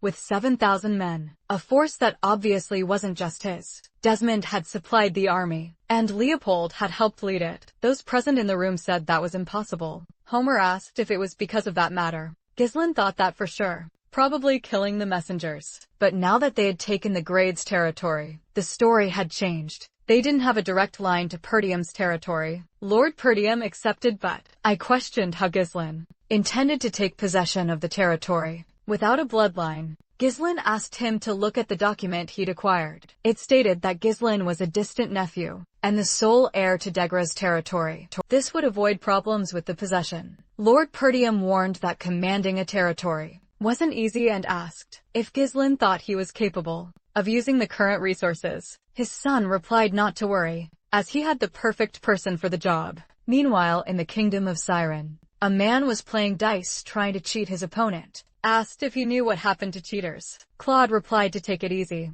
as they were just having fun. Later, Ghislain was receiving his honors. Lord Perdium recognized his achievements, and in His Majesty's name, bestowed upon him the title of Baron of Fenris. Everyone cheered "Long live the Baron." Moments before, Ghislain had indicated on the map that the county of Degrade was comprised of 5 baronial territories. He planned to stay in the center of it all. No one had any doubts. Lord Perdium allowed him to do as he pleased. Praising his work, he mentioned that the territory was facing financial difficulties due to the war and was thinking of selling magic crystals. Ghislain warned that none were left, as they had all exploded at the gate, but promised to get more after receiving the title. Belinda suggested they celebrate. Gillian congratulated his young master, correcting himself to call him Baron. Cower commented that the boy was growing up. Belinda remembered, wondering what he would be like when he grew up, and said it seemed she had raised him very well. Cower teased that was why he was so spoiled. Belinda cheered for the incredible title. Elena appeared carrying someone, and declared she'd now call him Lord Ghislain. No longer brother, he waved off the formality. Ghislain noticed she was carrying Rachel, and asked the girl how she was doing. Rachel spoke without formalities, and Ghislain said if Helena bothered her, she could speak up or even hit her sister. Ghislain commented to Gillian that his daughter looked much better. Ghislain got everyone's attention. He announced that their base would no longer be in Perdium. They would stop being mere mercenaries and become part of his army, trained to be knights, as they deserve this honor for the courage they'd shown. Belinda worried about the costs, but Ghislain said that's exactly why they needed to push themselves. He informed them that Gillian, now fully recovered, would lead the men of Fenris. Gillian asked if his master wouldn't be joining him. Ghislain replied not for now. I need to stop somewhere first. Since the war was over, the people's safety had deteriorated, and he would personally take care of it. He declared that Gillian was the person he trusted most. Gillian, shocked and deeply moved, Ghislain informed them that Belinda and Cor would accompany him to Austin territory in the kingdom of Saren. Belinda perked up at the thought of a trip to another kingdom. Power asked if the territory wasn't famous for gambling, and if they could play a bit. Ghislain shut down the excitement, warning that they weren't going on a pleasure trip. Meanwhile, Vanessa was practically begging Alfoy to drain just a little more of his mana. To test some spells, the mage desperately refused. Vanessa argued that the master himself had said he was a wellspring of mana. Ghislain appeared, commenting on the morning's lively commotion. Alfoy cried for help, whining that Vanessa was trying to rob him blind. But Ghislain only worried about her, asking if she was feeling better after her first real battle. Alfoy indignantly asked if he was just going to be ignored. Ghislain praised his efforts too, saying it was good to see him actually working for once. Alfoy grumbled that he just wanted to go back to his tower. Ghislain replied that he could come along on the trip. Later, in Austin territory's bustling gaming hall, Alfoy asked if they weren't supposed to be heading to the magic tower. Ghislain simply said they could have some fun. Cower, with a wicked grin, provoked Alfoy, saying he knew how to use magic, but didn't understand how the world worked. They'd use money to make even more money. Belinda asked if Ghislain had come to have fun too. He denied it. He had come to recruit someone for his territory. He explained that the target lived in the gaming hall for a complicated reason, and that he needed to get him out of there before something bad happened. Melinda found it odd to recruit someone here. Ghislain said he didn't have many other options, but assured her he wasn't that bad. His name was Claude. Suddenly someone yelled, accusing him of being up to no good again, just because he'd studied at the academy. They were ready to chop off his hand. The bald man, the owner of the place, said he'd warned him to be careful, accusing him of swapping out the dice to cheat the regulars. Claude denied it, saying he'd never touched the hall's dice, and that besides cheating, they were making a fool out of him. The bald guy retorted that it didn't make a difference, and told him not to get but hurt. They were just too different. But just then a hand shot out, stopping Claude's hand from being severed. It was Ghislain declaring, this game looked and he wanted in. He introduced himself as Ghislain, from the Kingdom of Ladania, the current Baron of Fenris. The bald guy immediately questioned the presence of a foreign noble. His guards lunged, but the owner instantly barked for them to stop. He then asked why a noble would grace such a filthy place with his presence. Ghislain replied that he was looking for someone who was right there, then ordered Claude to get up, because he'd come to take him away. Meanwhile, Cower and Alfoy were deep in their game. The wizard had racked up 1,000 points. All the luck at the table was squarely on his side. Cower was thoroughly impressed by Alfoy's uncanny gift. Alfoy mused that even selling scrolls all day wouldn't net him this much cash. His heart had never pounded so hard. Just then a commotion erupted from upstairs. Belinda asked if that was the man they'd come for. The bald guy replied he was sorry, but taking him would be difficult. All his players were sacred. He had to pay up. Island then asked Claude if he was cheating. Claude, seizing the opportunity, profusely apologized to the Baron. He explained they conducted constant inspections, but just as he was winning, a modified die mysteriously appeared, and they pinned the blame on him. Belinda was outraged. Ghislain asked if it was true. The bald guy retorted that their relationship didn't matter. He wanted to know if he could trust the words of a cheater. He warned that even as a noble, Ghislain could face diplomatic problems if he got involved. He suggested Ghislain pretend he hadn't seen a thing and just leave. Ghislain flat out refused. He proposed resolving everything with a simple agreement they would play. If Ghislain won, he'd get his money and Claude back. If he lost, everyone was stunned. Belinda gasped, asking if he was insane. Claude thanked him for the help. Ghislain insisted he needed him, no matter the cost. The bald guy commented that it had been ages since he'd seen such a courageous noble, and accepted the challenge. If you step into this casino, you have to play. Tension gripped the entire venue, and a murmur spread like wildfire. A noble was challenging the boss. The rules were simple. Whoever rolled the lowest number on the dice, in case of a tie, they'd play again until a winner emerged. They knew modern nobles detested complications. Ghislain agreed. He chose heads and Crank tails. Crank won and rolled the first die, creating an entire ceremony with exaggerated theatrical movements. Finally, he placed the die on the table and scored a single point. It was impossible to roll a number lower than 1. The crowd immediately murmured that the rich boy had already lost. Belinda and Claude were visibly distraught. Crank scoffed, claiming luck was with him, but Ghislain shushed him. Crank knew it was just a bluff. The noble could hide his emotions all he wanted, but he was surely dying of anxiety, because everything he did would be useless. Of course Crank had cheated. He used a special cup, whose bottom opened depending on how it was held, allowing a modified die to be inserted. The shaking of the cup merely served to disguise the swap. He had never been caught using this technique,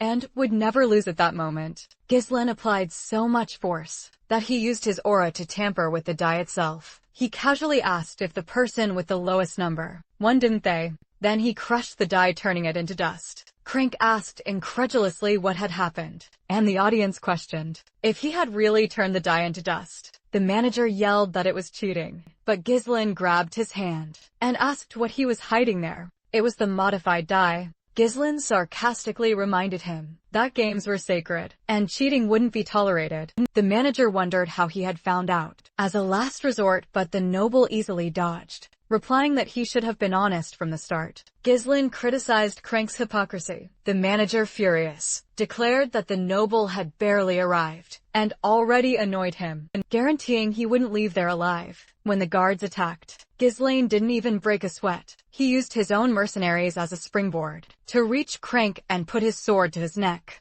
Boss Crank was subdued. Cower commented that they should choose better who they messed with. Belinda asked what they would do now. Ghislain declared that according to the agreement, he announced that Crank, manager and administrator of Baron Austin's main casino, had been caught trying to cheat a foreign noble. The fate of a casino that lost trust was already sealed. If they tried to reverse what happened, they would die. To emphasize the warning, however, Gillen realized that Claude had fled. Belinda was outraged he had not only fled, but also taken all the money, despite them saving his arm. Kier suggested that the runaway gambler would probably hide in another casino. Belinda wanted to search the area, but Ghislain said it wasn't necessary. He knew exactly where Claude had gone. Claude thought he had narrowly escaped, wondering who that noble was and why he had helped him. But that didn't matter. He had gotten the money and was leaving, as he desperately needed that amount. A year ago he had told Anna that he discovered gambling wasn't about luck.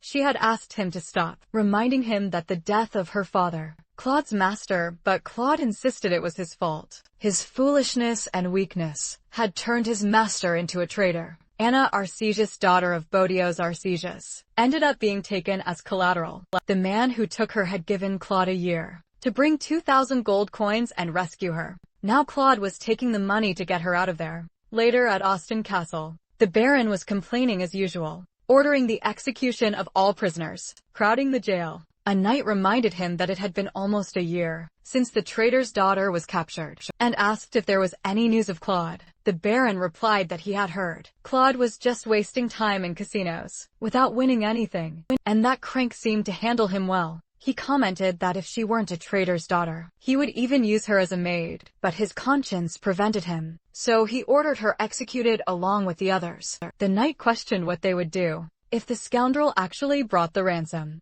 The Baron decided they would take the money and get rid of her in secret, because no one would care about a dead casino gambler. At that moment, a messenger announced Claude's arrival with the money. Claude placed the 2,000 coins on the table, stating he had brought everything accounted for, and demanding Anna's immediate release. The Baron confirmed the coins were real. Claude replied that he had wanted in a bet. The Baron ordered his arrest, claiming his origins were suspicious. Guards seized him. The Baron said he'd confirm with Crank, and told Claude to stay quiet in his cell if he didn't want to be executed. Claude yelled it was ridiculous, and swore to kill the bastard. Someone burst in, taking down 2 guards. He introduced himself as Ghislain Perdium, Baron of Fenris from the Kingdom of Ladania, and he had Crank in his custody. Ghislain sat down, propped his feet on the table. A knight called him insolent, and demanded respect for the Baron. Coward drew his blade, asking if they wanted to complicate things. The Baron declared he wouldn't tolerate such behavior.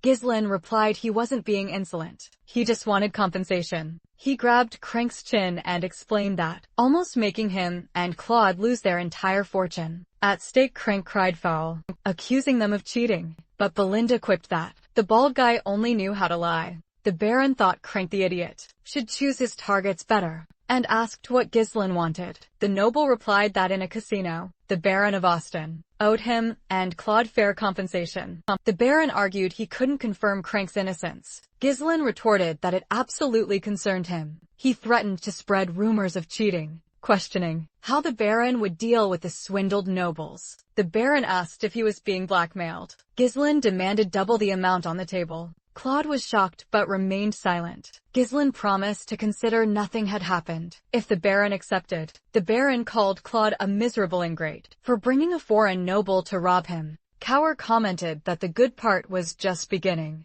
Belinda joked it almost looked like they'd set the whole thing up. Ghislain borrowed a dagger from Belinda. The Baron threatened to kill everyone there to erase the incident, but Ghislain was faster. He hit the Baron in the face with a money bag, while Cower and Belinda intercepted the guards. Ghislain ordered them to take them down without killing. In moments the knights were defeated, and the Baron's personal guard was knocked out by Ghislain with a blow to the neck. Watching it all unfold, Claude wondered who these people were, and why they were doing this for him. He remembered Ghislain saying he needed him at all costs, but he knew there was no kindness without reason. The wounded Baron demanded how he dared to harm a noble. Ghislain reaffirmed he'd take the money and Anna, asking if there were any objections. Claude played along, saying if the Baron had any issues. Later on their way back, Claude admitted he did, but he thought she'd find more peace in her homeland. Then by his side, the man who had caused her father's death, Goelon, thought his debt to Claude was paid in his past life. Now he was free of it. Goelon asked what he thought of the place. Claude commented that given the chance, he'd cut the throat of that territory's lord, as the barony looked like a dump and easy to conquer. Ghislain asked if he was suggesting he cut his own throat. Claude, surprised, asked if he was really the owner. Ghislaine grabbed him by the neck and declared that, and would need to pay his debt by putting everything in order. Claude tried to backtrack, but Ghislaine said it was too late. Meanwhile, Desmond, watching Ghislaine's plans unfold, grew increasingly furious, and immediately ordered a letter sent to Amelia, accelerating their plan later. At Fenris Castle, everyone gathered to begin the work. The newly liberated domain was a complete mess. Ghislaine appointed Claude to various administrative roles to normalize the domain since they planned to plant. Claude questioned if they'd really plant in those parched fields. Ghislaine confirmed, explaining they'd use the blood python's bones as fertilizer. Old facilities would be renovated, crystal warehouses built. Claude asked if he was joking being named administrator, supervisor, secretary. He complained about the excessive workload, but Ghislaine told him to seize the chance and hire people if needed. Claude tried to escape, but Wendy, wielding threads like Belinda, and sent by the housekeeper, captured him. Now she was his personal guard. Claude cried for help. In his past life, a noble had a duty to protect their inhabitants. The peasants' distrust was created by greedy nobles. Ghislaine needed to solve the basics first. However, they were still broke. At this rate, in 3 months, he wouldn't even be able to pay salaries. Kor suggested selling runestones, but Ghislaine explained they needed them to fund research. They needed sustainable income. Claude arrived. Belinda instructed Wendy to hit him first, before letting him spout nonsense. Claude insisted they couldn't plant, an idea supported by Alfoy. Ghislaine said they'd think about that later. Ghislaine explained that building a casino without a stable foundation, which would be bad for facing Desmond in the future. Claude argued they wouldn't have food by then, but Ghislaine guaranteed he'd solved the food problem by making everything grow in that land. Claude doubted it, as the land was infertile. Ghislaine proposed a bet 3 months later. There was a massive wheat field and food for everyone. Claude asked how he'd done it. Ghislaine explained they spread nutrient-rich blood python bone powder and planted rice, strengthened with mana concentration seals, which accelerated growth by extracting power from runestones. It was a method proven by mages from the future. The people celebrated. Ghislaine collected the bet from Claude and Alfoy. If they had won, they'd get 5,000 gold and freedom. Since they lost, they became unpaid slaves for 10 years. They knew they were screwed. With food secured, they could use the runestones for other purposes. Rupert from the Magic Tower. Ghislaine argued that if Fenris were attacked again, Rupert asked why he always thought of extreme solutions. Island requested more mages to establish the branch. The mages were used in major construction, digging dwellings and canals, building the Fenris branch of the Crimson Flame Magic Tower. Although initially rebellious, Fenris recovered rapidly. However, Claude warned of a twist, and rifled Amelia had begun war preparations. Ghislaine thought it had happened faster than in his past life, because he'd gotten involved earlier. Desmond and Amelia, Duke Delphin's puppets. Ghislaine's war wasn't over. Tell me what you thought of this story. Leave a comment with a rating from 0 to 10. I'm curious to know.